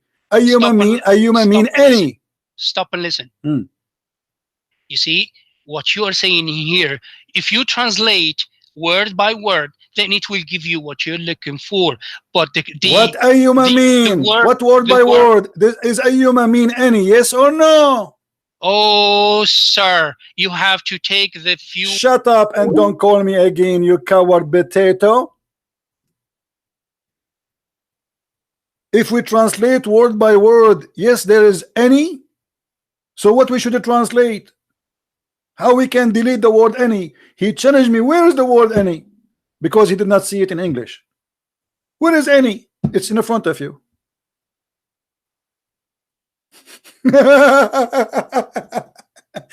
I feel sorry for you. I don't know if you will have a heart attack by the morning.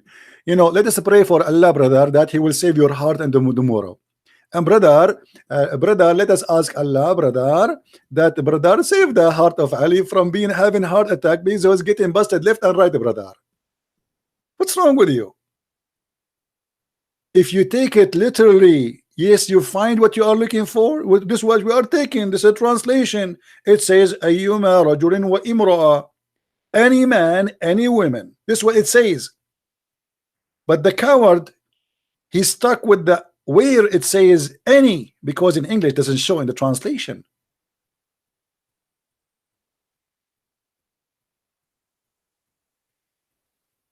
Where is the word any? But anyway, even there it says if a man, any man. As long if a man, it's mean doesn't matter which one, any Muslim man, obviously. But no, you need to show me the word any.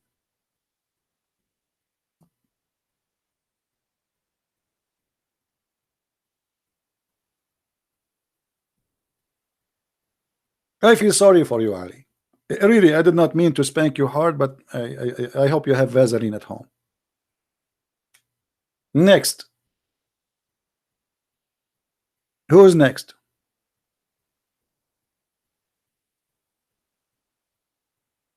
Brother, those are Shia, brother. The Shia, they do that there, brother. The Prophet was Shia.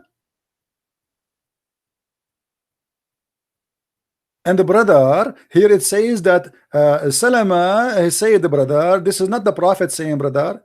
What do you mean? It says Allah apostle said. Brother, this is not the hadith says, brother. But somebody says the Prophet said, brother. With all the hadith says Allah, the Prophet said, brother, is stupid. Even the Quran was collected from the Muslim, not from the Prophet. Which means somebody said this is the Quran. Which means the Quran at the end of the day is a hadith. Actually, even the Quran report that this is the best of the hadith. Silly, stupid, and they are no match even to say hello. And the guy is so excited. I want to talk to the audience. Audience, Christian Prince is ready, and we are not ready. What ready? Here we go. We are moving with you. We say something, we jump to different topic in a second. Same as we got you busted when you said that the Prophet did not order to kill the Christians and the Jews. And not only that, the coward Muhammad, he swear that he is going to expel the Christians and the Jews from the Arabian Peninsula.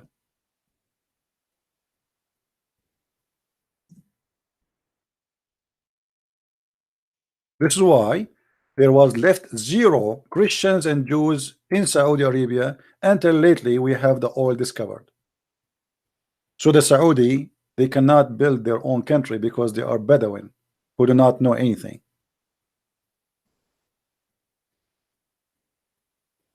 Is that the Prophet saying, brother? Oh no, brother, it's not, because somebody said the Prophet said, brother. Oh boy. And as I agree with him, we are not debating here, brother. We are spanking. I never debated a Muslim. All of you are a bunch of kids. You think by lying you can get away with it. And this is why they hate me showing reference in the screen. They want me to show my face so no reference will be showed, and they can say he's lying. Where is the proof? So look what happened. We show them the reference of everything, every single word we say, every statement we make. Yet still they have, because they have no dignity, they deny what is in the front of them in the screen. What kind of a prophet? He say any man, any woman, they can F each other. This is not about marriage, by the way. The word marriage here does not exist. You see the word here between two brackets, marry, it's not exist. It says أيما رجل وامرأة توافقا فعشرة, or فعشرة, which means you live together. There's no marriage. The word marriage never exists from from the first word to the last word in the hadith. Ishra, live together. Have fun. So if any man, any woman, they like to sleep together, live together from a day to a night, and he said to us that the muta, if you do muta, you do not know who is the father. We heard him, right? So why your prophet allow it? If it's important to know who is the father.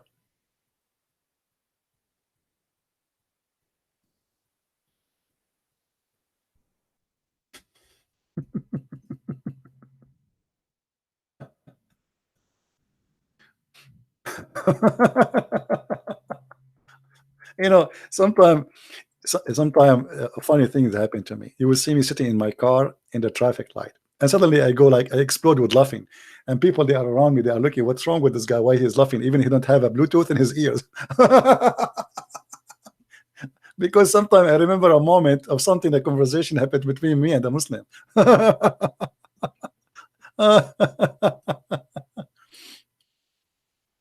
And yes, Muhammad, he was born 4 years after his father. If you have my books, you can see all the reference, and we can show it right here, right now. But remember, just to show you how silly Muhammad is. Muhammad, he said that if a man he want to have sex with his wife, he have to say certain prayer.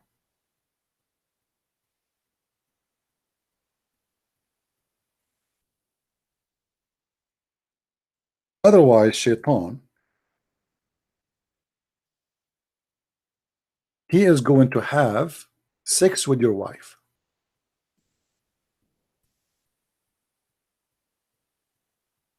Let us see. Let me try to find the reference in English, not in Arabic.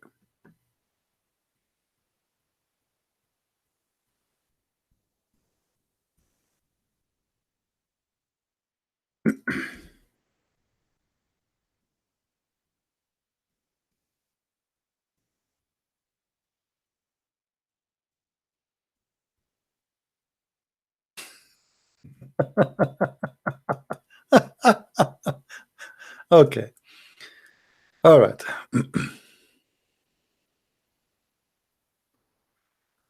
um,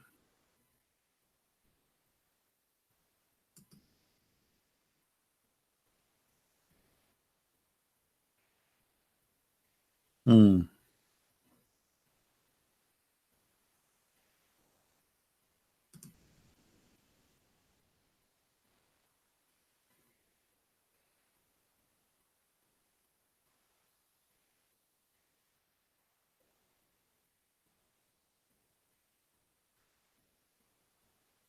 Let us see. I'm just trying to find the link in English so we can read together. How the Muslims explain how Shaitan will wrap himself around your penis if you don't pray before you have intercourse.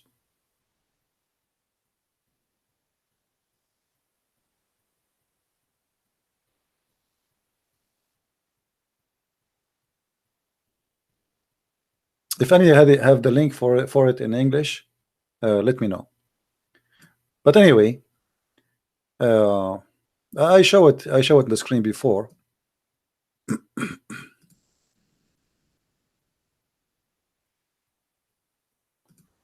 In this website we can find only a hadith, but there's no details. So before you have sex, you have to say this prayer, otherwise Shaitan is going to round himself around the penis of the man, and he will be doing the women with the husband. And based on this story, Muhammad is just made a fool of himself, because his parents, they are not Muslims.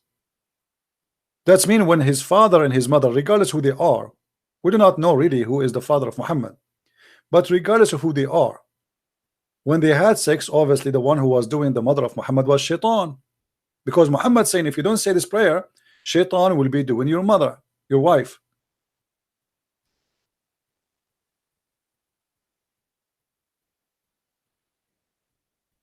How in the world those people, they even have, what kind of cult this cult is?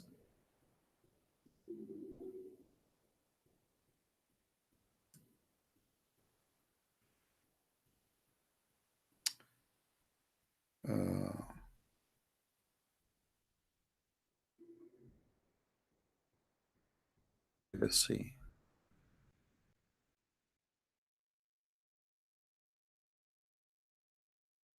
And not only that, by the way, there is tons of Muslim website. Like if you go right now in Google and you ask a question, can a person have can a genie, can Shaitan have sex with my wife? according to Muslims, all of them, they agree that yes, he can.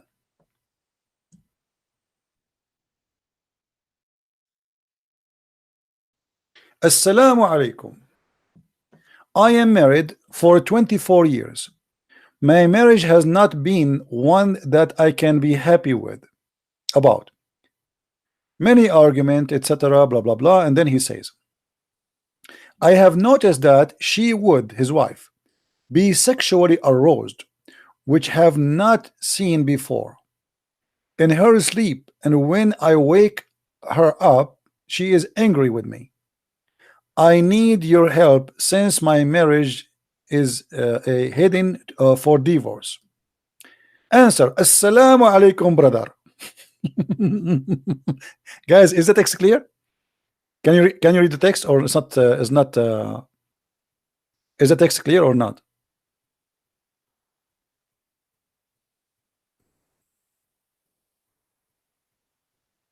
Can you read it? Okay. She is right in the sense that sexual dream, like nightmares, are dream, illusion, etc., hulm, from shaitan only, from the sense of etc., not in the sense that shaitan affects something of someone. And then he says, I advise you, brother, to recite wadud 100 times. If you say wadud 100 times, okay, what that will happen? The only daily to in the intention of renewing love. If you say wadud 100 times, your wife, she will love you. Okay. And ransom the couple, blah blah blah. Okay, and let's see here. Okay, now the truth is that it is possible for a human being and jinn to have intercourse, and At-Talabi mentioned in his tafsir that the meaning of and be, O Iblis, a partner of their human being, wealth and children's, chapter 17 verse number 64. At-Tirmidhi, he said, etc., narrated, and Mujahid said, when a man has intercourse with his wife and he does not name Allah, the jinn, the shaitan, he coils him around his yurta. I don't know if I'm saying it correctly, you know, like his penis, and has intercourse with his wife. Guys, I mean, look what's happening here. All of you Christians, Hindus, Buddhas, atheists, when you have sex with your wife, shaitan is a condom. You don't see him, but he's there. He wrapped himself as a condom around your penis, and now he is doing bang bang to your wife. And you are asking me why I'm still not married? Hello?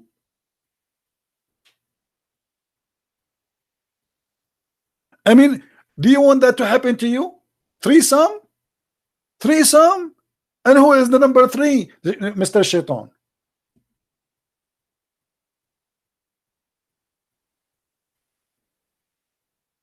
And the funny, there's a Muslim in the text saying to me he's lying.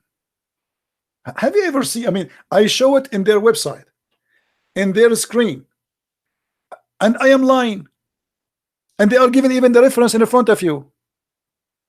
This is your Islamic reference, and this is your Muslim website. Asheikh.com. Ask a sheikh. Ask a sheikh, brother.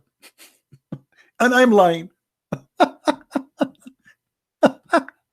So look, brother, what happened here, brother. So the shaitan, he will round himself around your penis, and he will do intercourse along with him. It looked like you both of you will have orgasm together. I mean, how shaitan he have to match himself? Like, what if the man have orgasm and you stop? So you have to finish it before you finish it. Otherwise, we have a problem here. And that is the meaning of saying, Most High, whom neither a man nor genie has had sex with them, not touched them, have intercourse with them, or broke their hymen, the skin inside the vagina.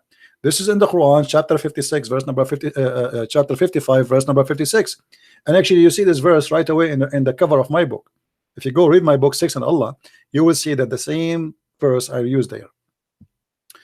So the Muslims, it is a satanic cult full of fictions, stupidity, madness. It's a cult. Whatever you know, the cult is made of collection of fantasies and superstitions and lies, and even kids cannot believe in such a garbage. So Muhammad now, he told them, if you don't say this prayer, Shaitan is going to do boom boom bang bang with your wife. And I can explain why Muhammad, he keeps saying those things. Muhammad always, he used the terror method, terrorism in war or terrorism in ideas. So you will see Muhammad as an example saying, if you enter the bathroom and you don't say a certain prayer, Shaitan will enter and he will play with your anus. So now a Muslim, he is afraid to enter the bathroom without saying a prayer. You have to say a prayer before you have intercourse. You have to say a prayer before you eat. You have to eat with the right hand, otherwise Shaitan would eat with you. You have to put your hand on your mouth if you do sneeze, or if you do yawning, sorry, because Shaitan, he will jump inside your mouth. You cannot sleep in your back, in your stomach, because if you sleep in your stomach, Shaitan will do you from behind. So now the Muslim, all day he is afraid, he is terrified. Shaitan is going to F him. Shaitan will F his wife. Shaitan even is going to have sex with his belly button. Shaitan will jump in his mouth.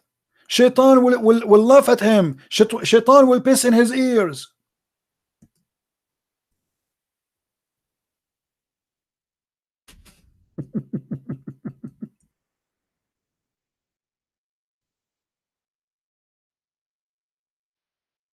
Oh boy.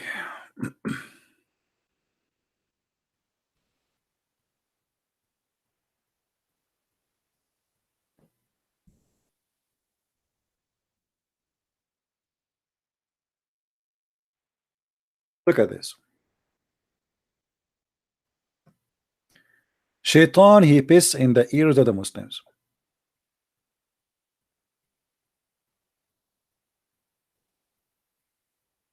Why a Muslim he have to clean his nose? Anyone knows? Why have a Muslim he have to clean his nose? He do like do ablution. He have to blow 3 times with water, which is really disgusting. Imagine you put water in your nose. Because Shaitan, he sleep in your nose.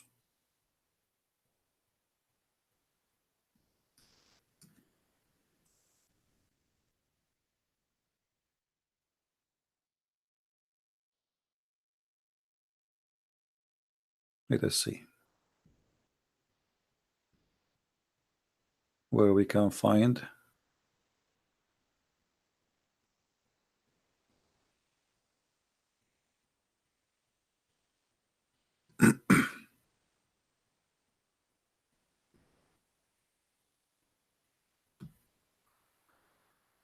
Oh, Lord have mercy.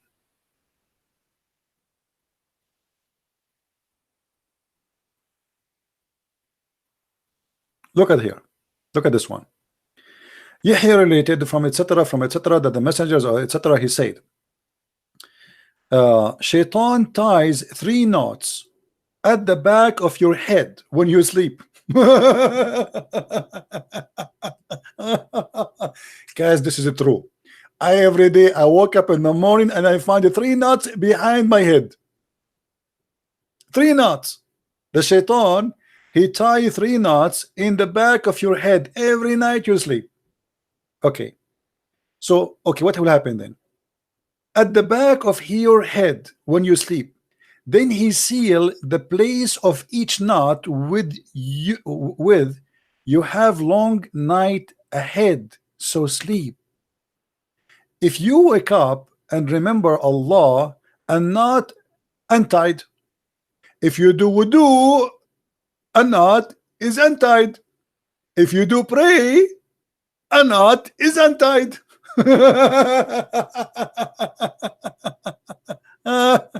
Oh boy, I love it. I cannot hold myself from converting to Islam. Let's see.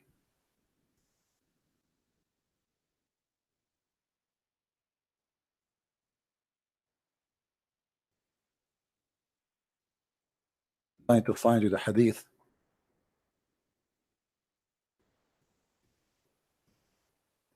Okay.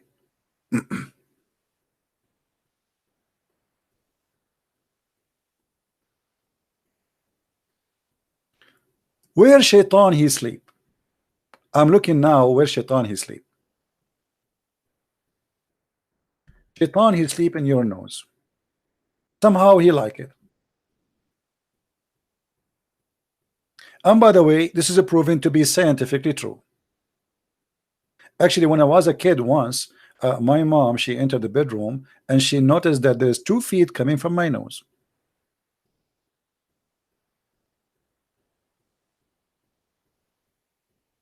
Shaitan, he sleep in my nose. He piss in my ears. He laugh inside my mouth. He play with my belly bump.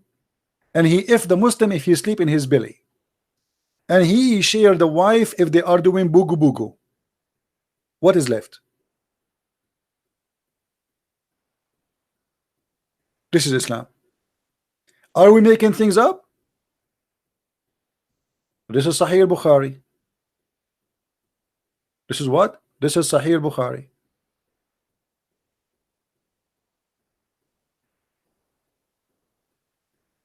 I mean, the shaitan, he can sleep in 5 stars hotel. How small the shaitan is? How shaitan is having sex with the man, wife, yet he can sleep in my nose. I mean, don't you see that there's something stupid here? How shaitan he can rub himself around the penis of the man and doing the women, and yet shaitan he can sleep in your nose and you don't even feel him. If a little fly or a mosquito enter your nose, you will go crazy. Shaitan sleep inside and you have no idea he's there. How small he is.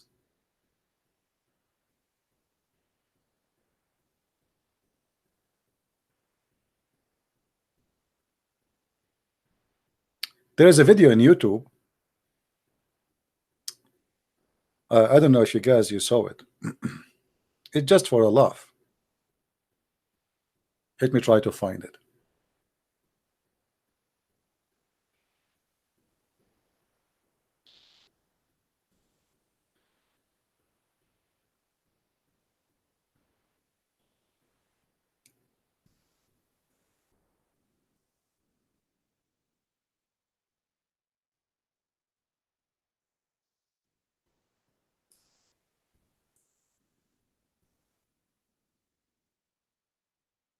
Okay. There's a video here. I don't know if you ever saw this video. Let me show you in the screen. You can search the title. Make shaitan fart. I wish I can play this video for you. You will die literally laughing. The sheikh here, he explained how when you enter the bathroom because you don't say a prayer, shaitan, he go and play with your bowels, which means he enter your anus and he block it. And you think you will stay in the bathroom like for 5 minutes, 2 minutes, 3 minutes, but oh, you go like 30 minutes and you are not done. And it's very painful. Why? Because shaitan is inside your bowels and he is playing there. The religion of terror, he want to terrify you, make you believe that you are under attack in every second. Your anus is under attack, your penis under attack, your wife's vagina is under attack, your nose under attack. So you will be worried all day. You will not ask Muhammad a serious question. The whole point is how we can keep you silly, stupid, so you will not question serious questions.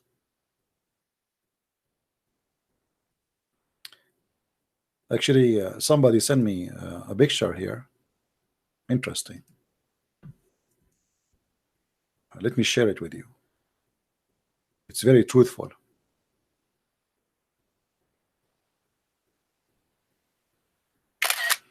I take a snapshot of it. Okay.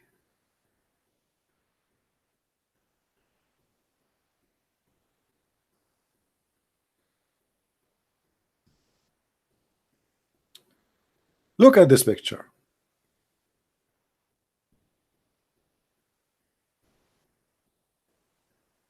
Let us share with you.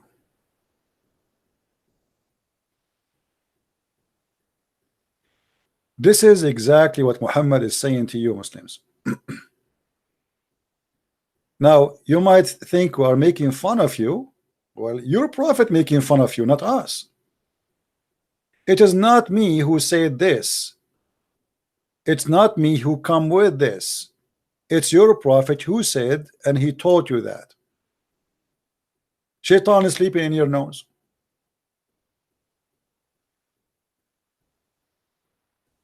Hello?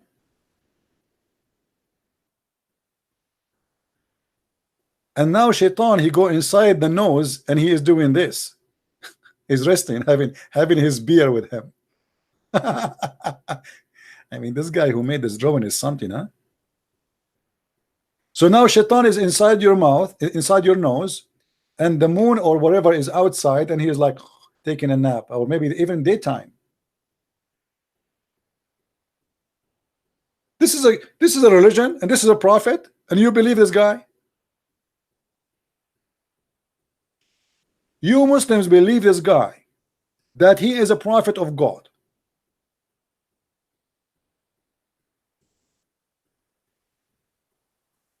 I am truly convinced that Muhammad is a prophet of God. I have to admit. I mean, who can deny this? Look, I mean, this is wisdom and this is true. Must be true. I thought Shaitan, he will go and sleep like in Las Vegas, a striptease club, you know.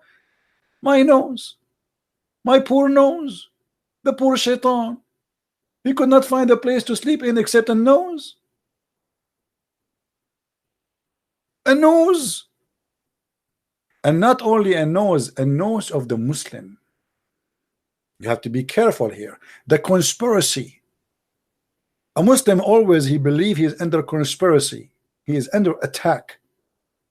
Shaitan sleep in his nose, play with his ass, play with his penis, round himself around his penis, doing his wife, pissing in his ears. And not only that, Muhammad, he go even farther, and he explained to us what Allah he like for hobbies. As an example, what is the hobby of Allah? Everybody have a hobby. Allah have a hobby, which is he enjoy watching a sneezing show.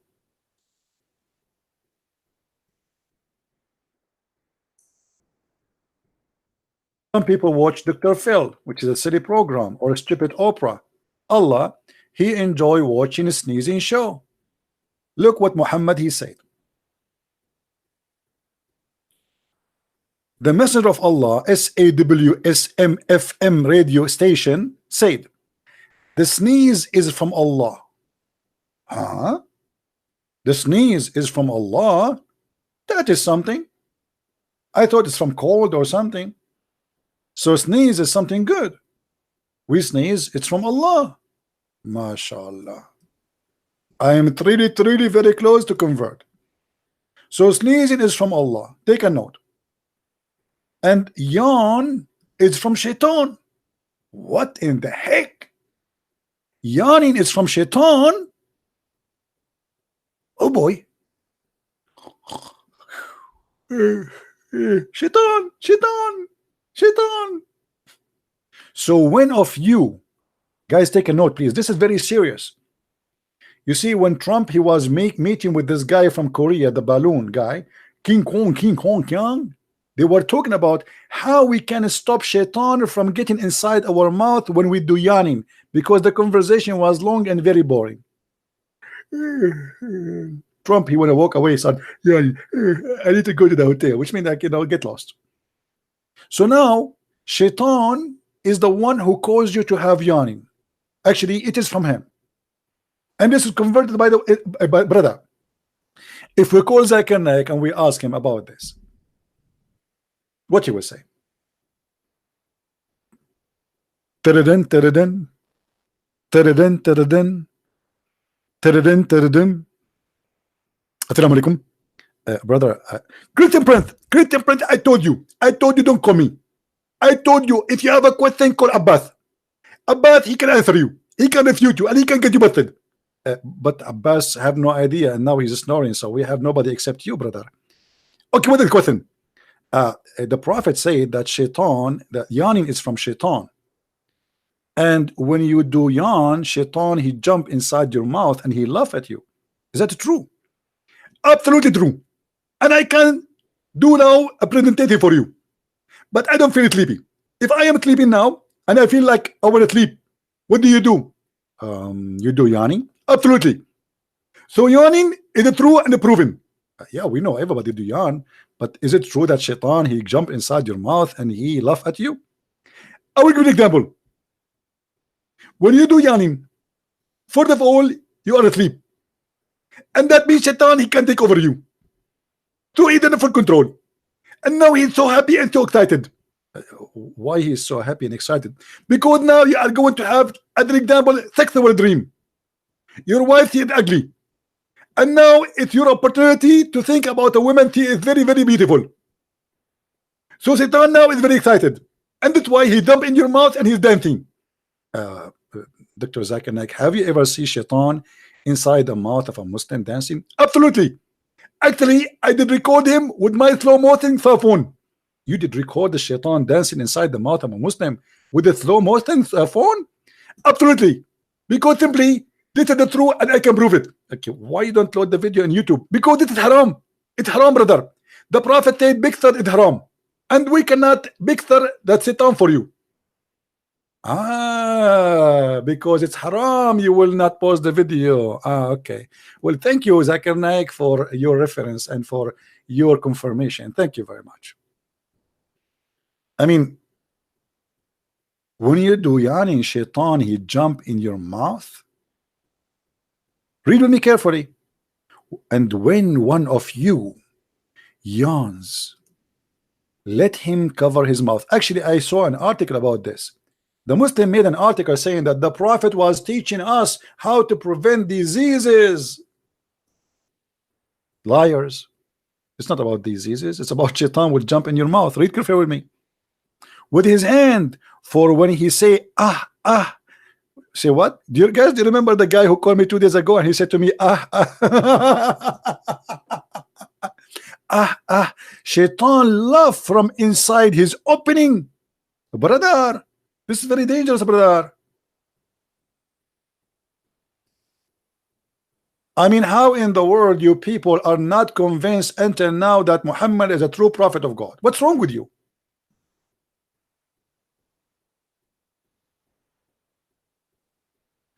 Once I opened a chat room in Paltalk program, and I named the chat room, "Let us sneeze for the sake of Allah."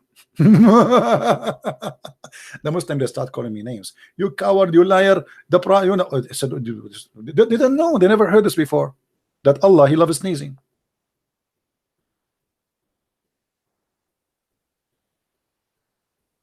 Allah, He loves sneezing. Not only sneezing from Him.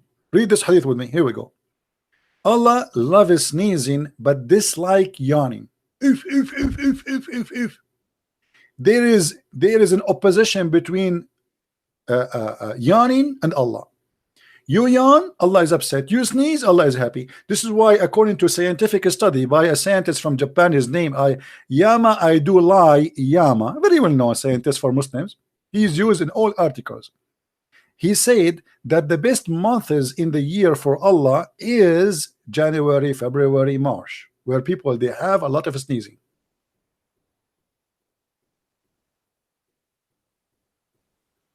So Allah, He loves sneezing, and He hates yawning.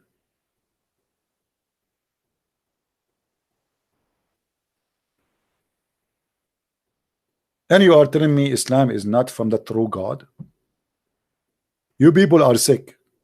Truly you are sick, and you have mental issues. How in the world you don't believe in this? You have to believe in it.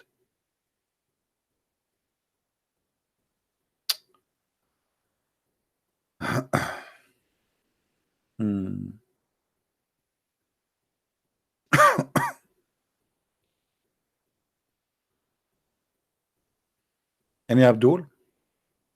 Mayday. Any Abdul want to do some sneezing? I would like to make Allah happy, man. We will open a sneezing show. All Muslims from around the world, they can join us in the program, and they can sneeze as much. And by the way, we have we, you know, why Muslims we don't be caught flu medicine? I mean, how in the world Islamic countries even allowing medicine for flu? As long as sneezing is from Allah, that's mean flu is from Allah, and He like it.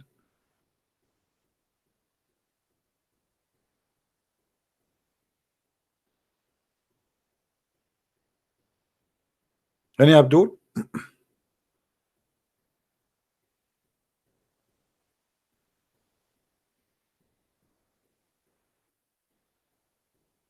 Do we have any Abdul? Any person like to sneeze? Ali, he says you have a dirty mind. Look who is talking about dirty mind. A guy who believed that his God will give him endless penis. Talking about dirty mind. A guy who believed that Allah will give him an orgasm of 70 years. He's speaking about dirty mind. A guy who believed that in the heaven of Allah he can have sex with his mother, his sister, his daughter, and even anything, even with men. He is talking about dirty mind.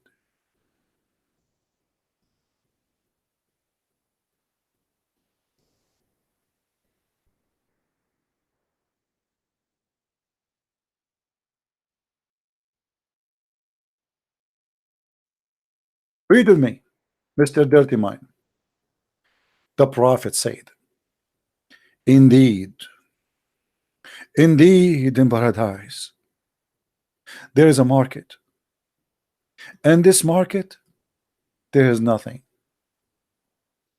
There is no buying nor selling except for images of men and women. Ooh. So whenever a man he desire an image, he enter it. Ooh. Homo. We are home. If you are a person who like to have sex with the man, you are home. In the heaven of Allah, you got all what you want. The images are images of men and women, but the customers are men.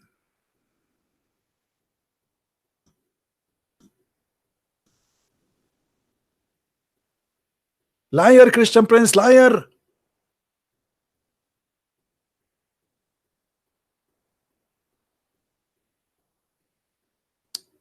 A brother, if we call Zakir Naik, what he will say now. Brother Fitter, the Prophet said that in the heaven it's going to be free and open, but you have to take into consideration that there is a market in the heaven where you have to pay. It's not for free. Excuse me. You have to take with me your credit card. And in this market, there's nothing to buy except images. Yes, brother. There you have a question. What is your question? Brother, there are questions. I mean, the question is, there are images of what, brother? This is a good question. Thank you very much. The brother then asking question. Those images are images of what? Those are images and the beautiful picture of a beautiful men and beautiful women. As an example, the women, she will have big breath. As the Quran confirmed in chapter 13 verse 18, it said that they will have firm, big breath. And the men, brother, they will look like a brother, Prophet Dotif. Prophet Dotif, he was very handsome. Everybody liked to sleep with him. So in the heaven, there's the market where there is images, you can have sex with it. And if you like an image, you have to pay first, and then you can go inside the image and you have sex with it. Brother, is it expensive to have sex with those images? To be honest with you, I do not know anything about the price yet. We will find out, brother, when we go to heaven.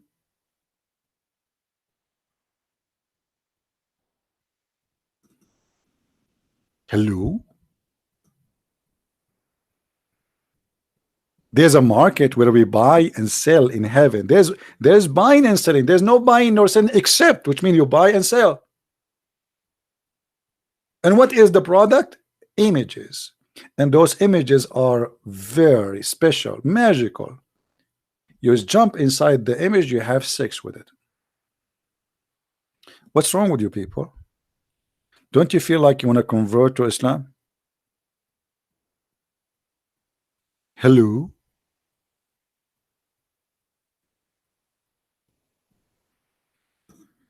Man, finally I will find a bunch of wives there. That's why I'm trying to save money as much as I can. You go to heaven, you start purchasing pictures. You come back home and you have a truck full of images. In my case, I will buy images of women. Sorry, I don't like men, to be honest with you. And then I put them inside the house. And look about how fun it is. You see, if you have a normal wife, she will give you a headache, like buy me this, bring me that. I mean, come on. She is an image.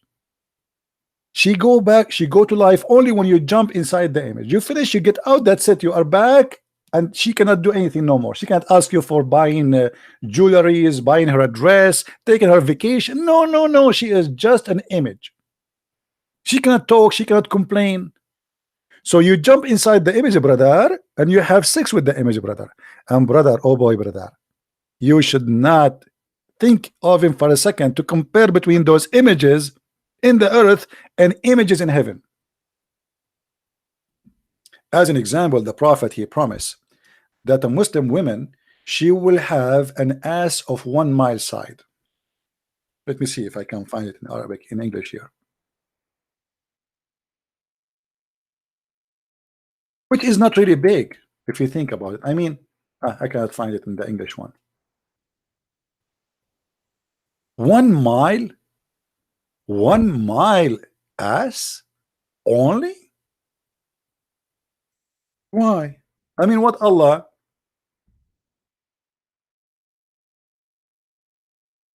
Let us find the hadith in Arabic, even though we cannot find it in English.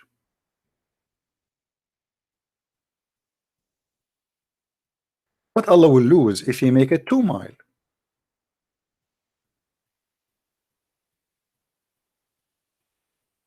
Let us give it another try. Maybe we can find it in different hadith.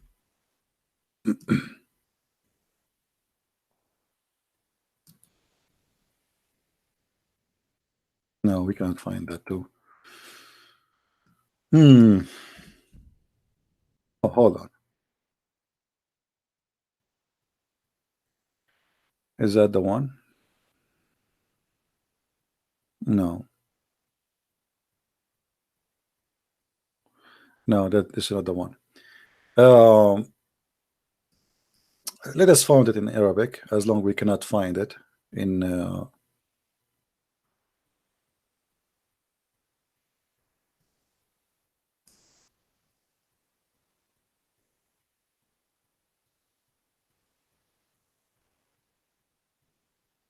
hey, hold on. Looks like maybe we can find that in Ibn Kathir.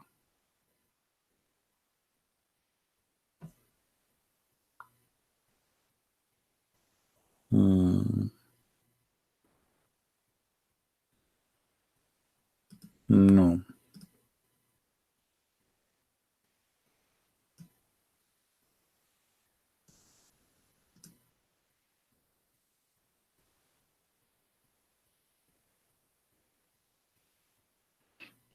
Anyway, the hadith here is in the front of me, actually, as long as I could not find it.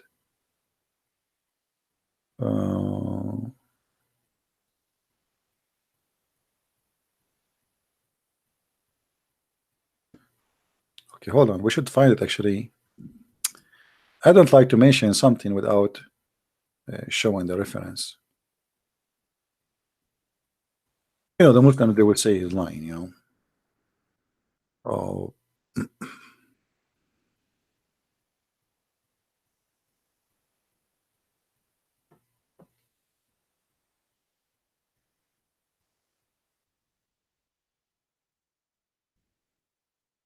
Let's see.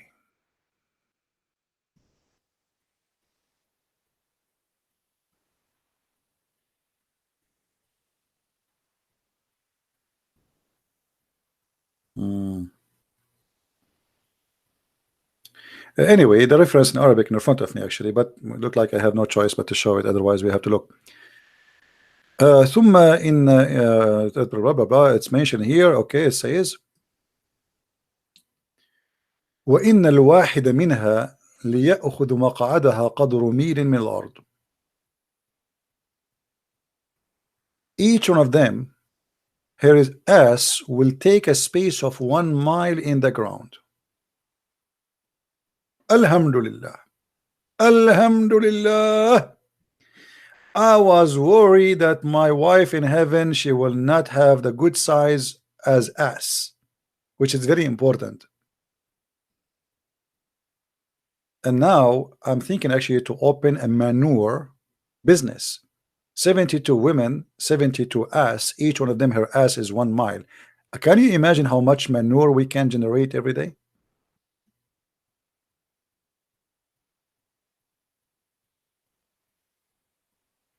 The funny, you see the reference in front of me, but I cannot find it in the English one. It says Rawahu here. This is this hadith number what here? And the reference. This is the book of Al-Buhur al-Zakhira fi Ulum al-Akhirah, page number 154. And supposedly the hadith should appear in At-Tirmidhi, as you see the numbers there, and Ahmad and Al-Haythami, but I cannot find it in English, as you see.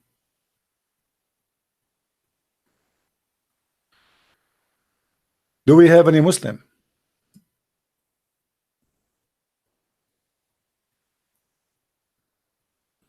Guys, did we have a good time? You know, I cannot stay long really, because this always when I read this story about my wife, she would have 1 mile ass. It's like my dream come to be true. Now I do not need bodyguards. Any terrorist, they want to attack me, I will turn the ass of my wife and they will order her to fart, and I will light. I will have like the one for barbecue, you know. I will light the fire, and you know that farting is a flammable. Do you know that, right? I will burn them alive. It's a mass destruction weapon.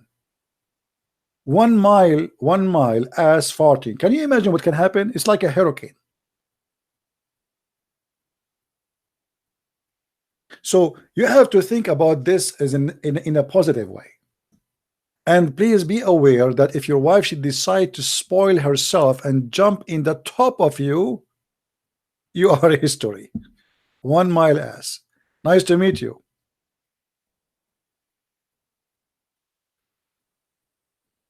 Don't forget, guys, to subscribe if you like our channel, and don't forget please to download our videos as soon as we finish. I don't keep my videos here for long.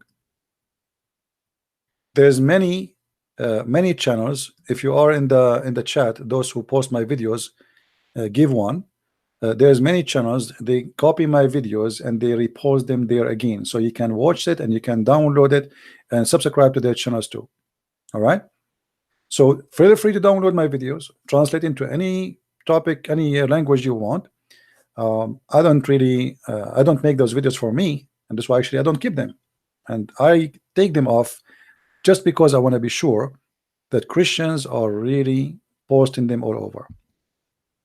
And then we will have a guarantee existence for those videos for a long time to come. And always copy the videos and back them up in, like, if you have a hard drive, if you have G Drive, whatever, you know, free accounts. There's many companies that give you up to like 100 gigabyte free memory online.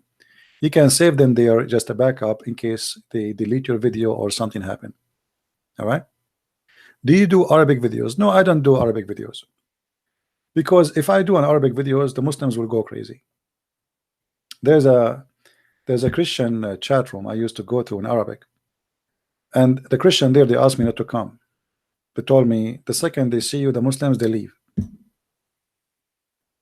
Because in Arabic, I am like 100 times more powerful than in English. You know, English is not my first language, and you can tell, you know, there's a limitation. So in Arabic, I'm like way different from English. And you can tell the difference, you know. Hey Ali, how are you? Ali is talking about coward. Ali is talking about coward. Ali, do mut'a and call me tomorrow. Why you don't take my call? Are you calling me, Ali? Okay, hold on, guys, hold on. I thought we are done. Look like Ali is calling me. Ali, you are calling me? What do you want, Ali? Be careful, I will take you back to the muta, and then you will be in trouble, brother. So do you want me to call you, Ali? Do you want me to call you? Okay, Ali, I will call you.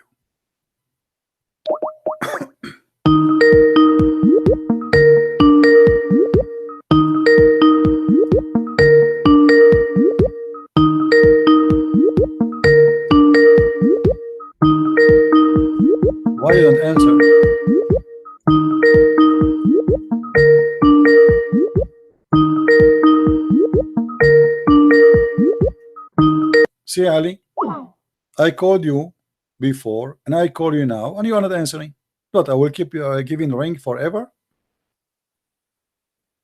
Brother Ali, your prophet is the master of muta, and he himself he did muta, and the caliphate they did muta, and muta is in the Quran, not only in the hadith.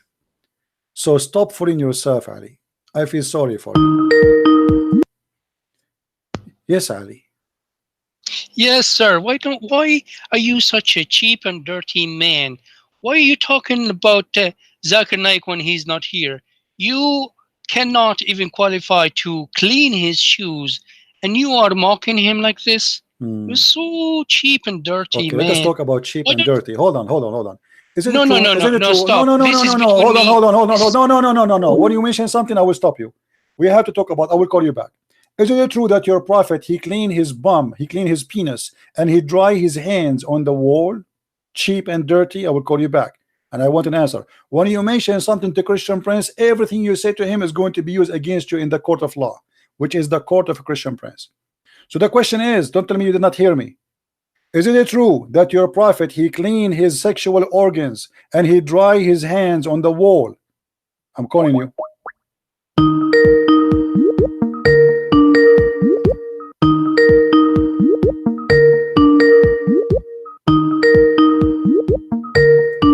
Answer.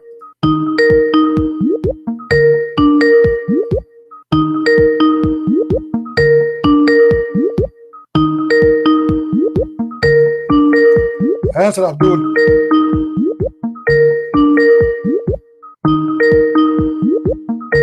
Hello.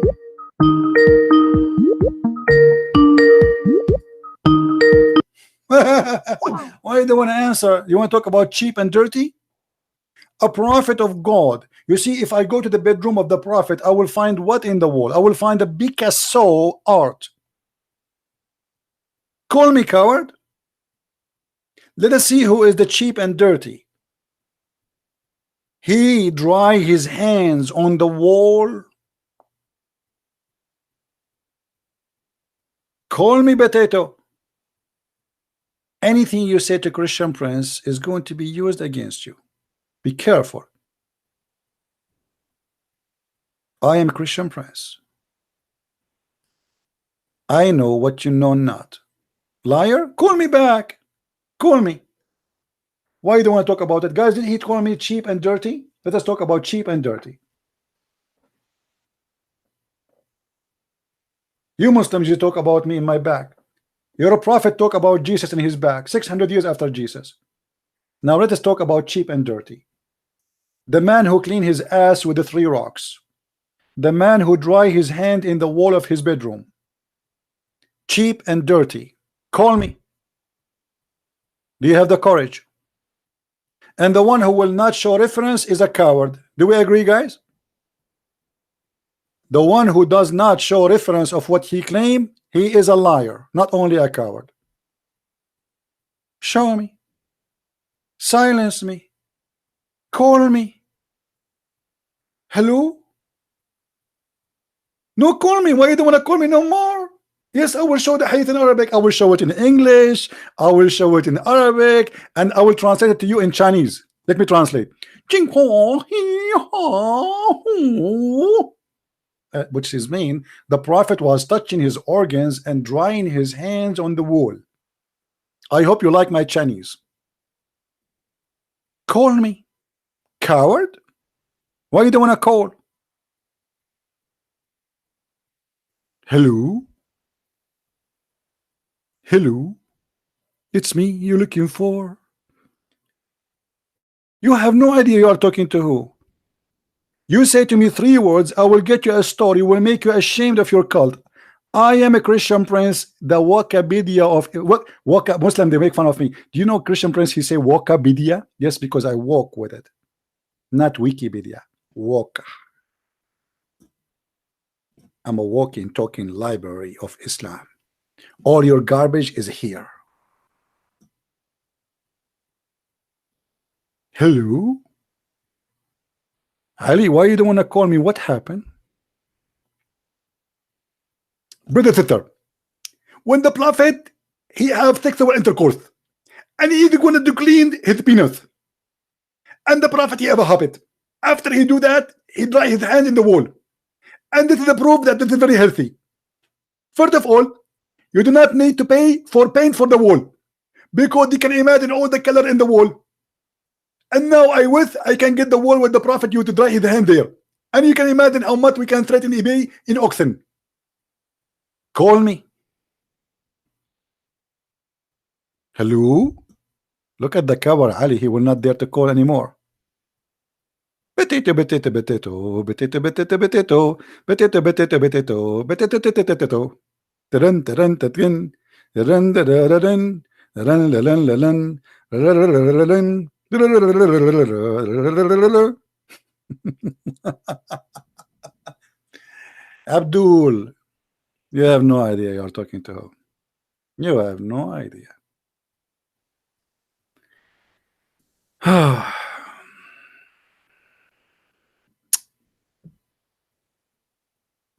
boy.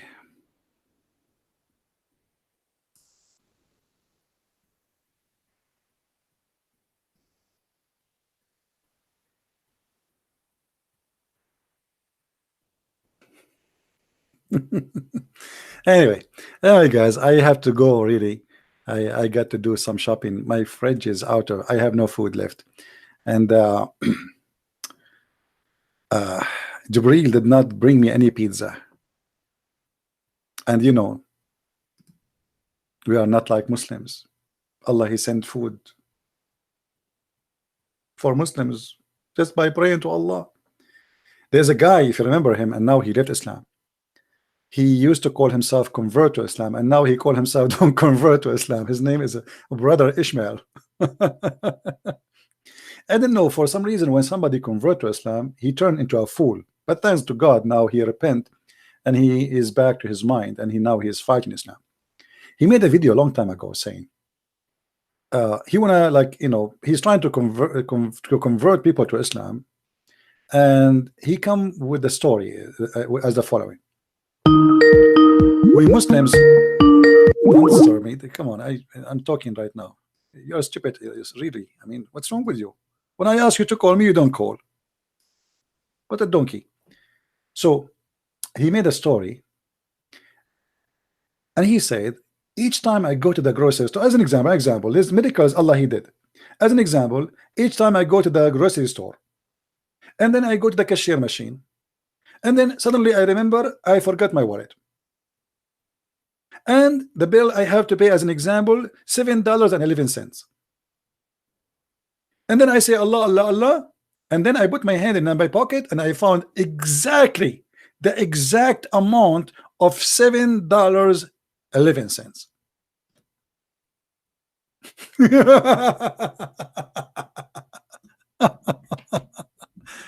So guys, now I'm going to go to the store. I will not take my wallet with me.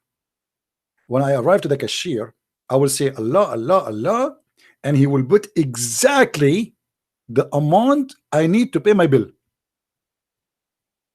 Please, brothers and sisters, don't take your wallet with you when you go to shopping. Before you arrive to the cashier, say Allah, Allah, Allah, put your hand in your pocket, and you will find the money there. And now you can imagine what the women they do with this advice. They will go and buy all the very expensive stupid bags in the shop. Allah, Allah, brother, people are dying in Somalia. People are dying everywhere. What about the refugee? They are desperately, they are Muslims. They are saying Allah every day, all day long. And Allah is not sending food. It's the European Union sending food. It is the Americans sending food. It is the Canadian, the Australian, not even the Muslims. Allah, Allah, Allah. Allah, Allah, how are you? Everybody waiting for you. Allah, Allah, come over here. Shame on Muhammad, shame on you. Allah, Allah, how are you? Allah, Allah, shame. Okay. Anyway, guys, I will try tomorrow to come on air. What do you think, guys? Should we come tomorrow on air? Shall we? Yes or no? You tell me. Now, I will check this video. Let's do this. I will see this video downloaded and posted by how many of you? If we have at least 5 people download it and post it, I will be on air tomorrow. Kabich, just 5. At least 5 people download this video and paste it in their channels. And I will be live on air again tomorrow, and we will enjoy our time. And we are here not to make fun of the Muslims, by the way, but Islam is stupid, what we can say. I feel sorry for them, and we are here to save them from such a stupid cult. Those people, they think they have God, they think they have religion, they think they have a prophet, but the fact they have an imposter, a person who is making fun of them. He have no ethic, he have no dignity, he have no truth, and he is a liar. Shaitan does not sleep in your nose, and you don't piss in your ears, and you don't have sex with your wife, and this is all is a stupid lies. And Shaitan don't go inside your anus. You have to be mentally ill to believe in such a garbage. And if your prophet is not mentally ill, you tell me what make him mentally ill then. So everybody, thank you for being here. May the Lord bless you, and I will see you tomorrow almost the same time. Christ is Lord, Islam is false, and see you soon again. Take care and see you. Bye-bye.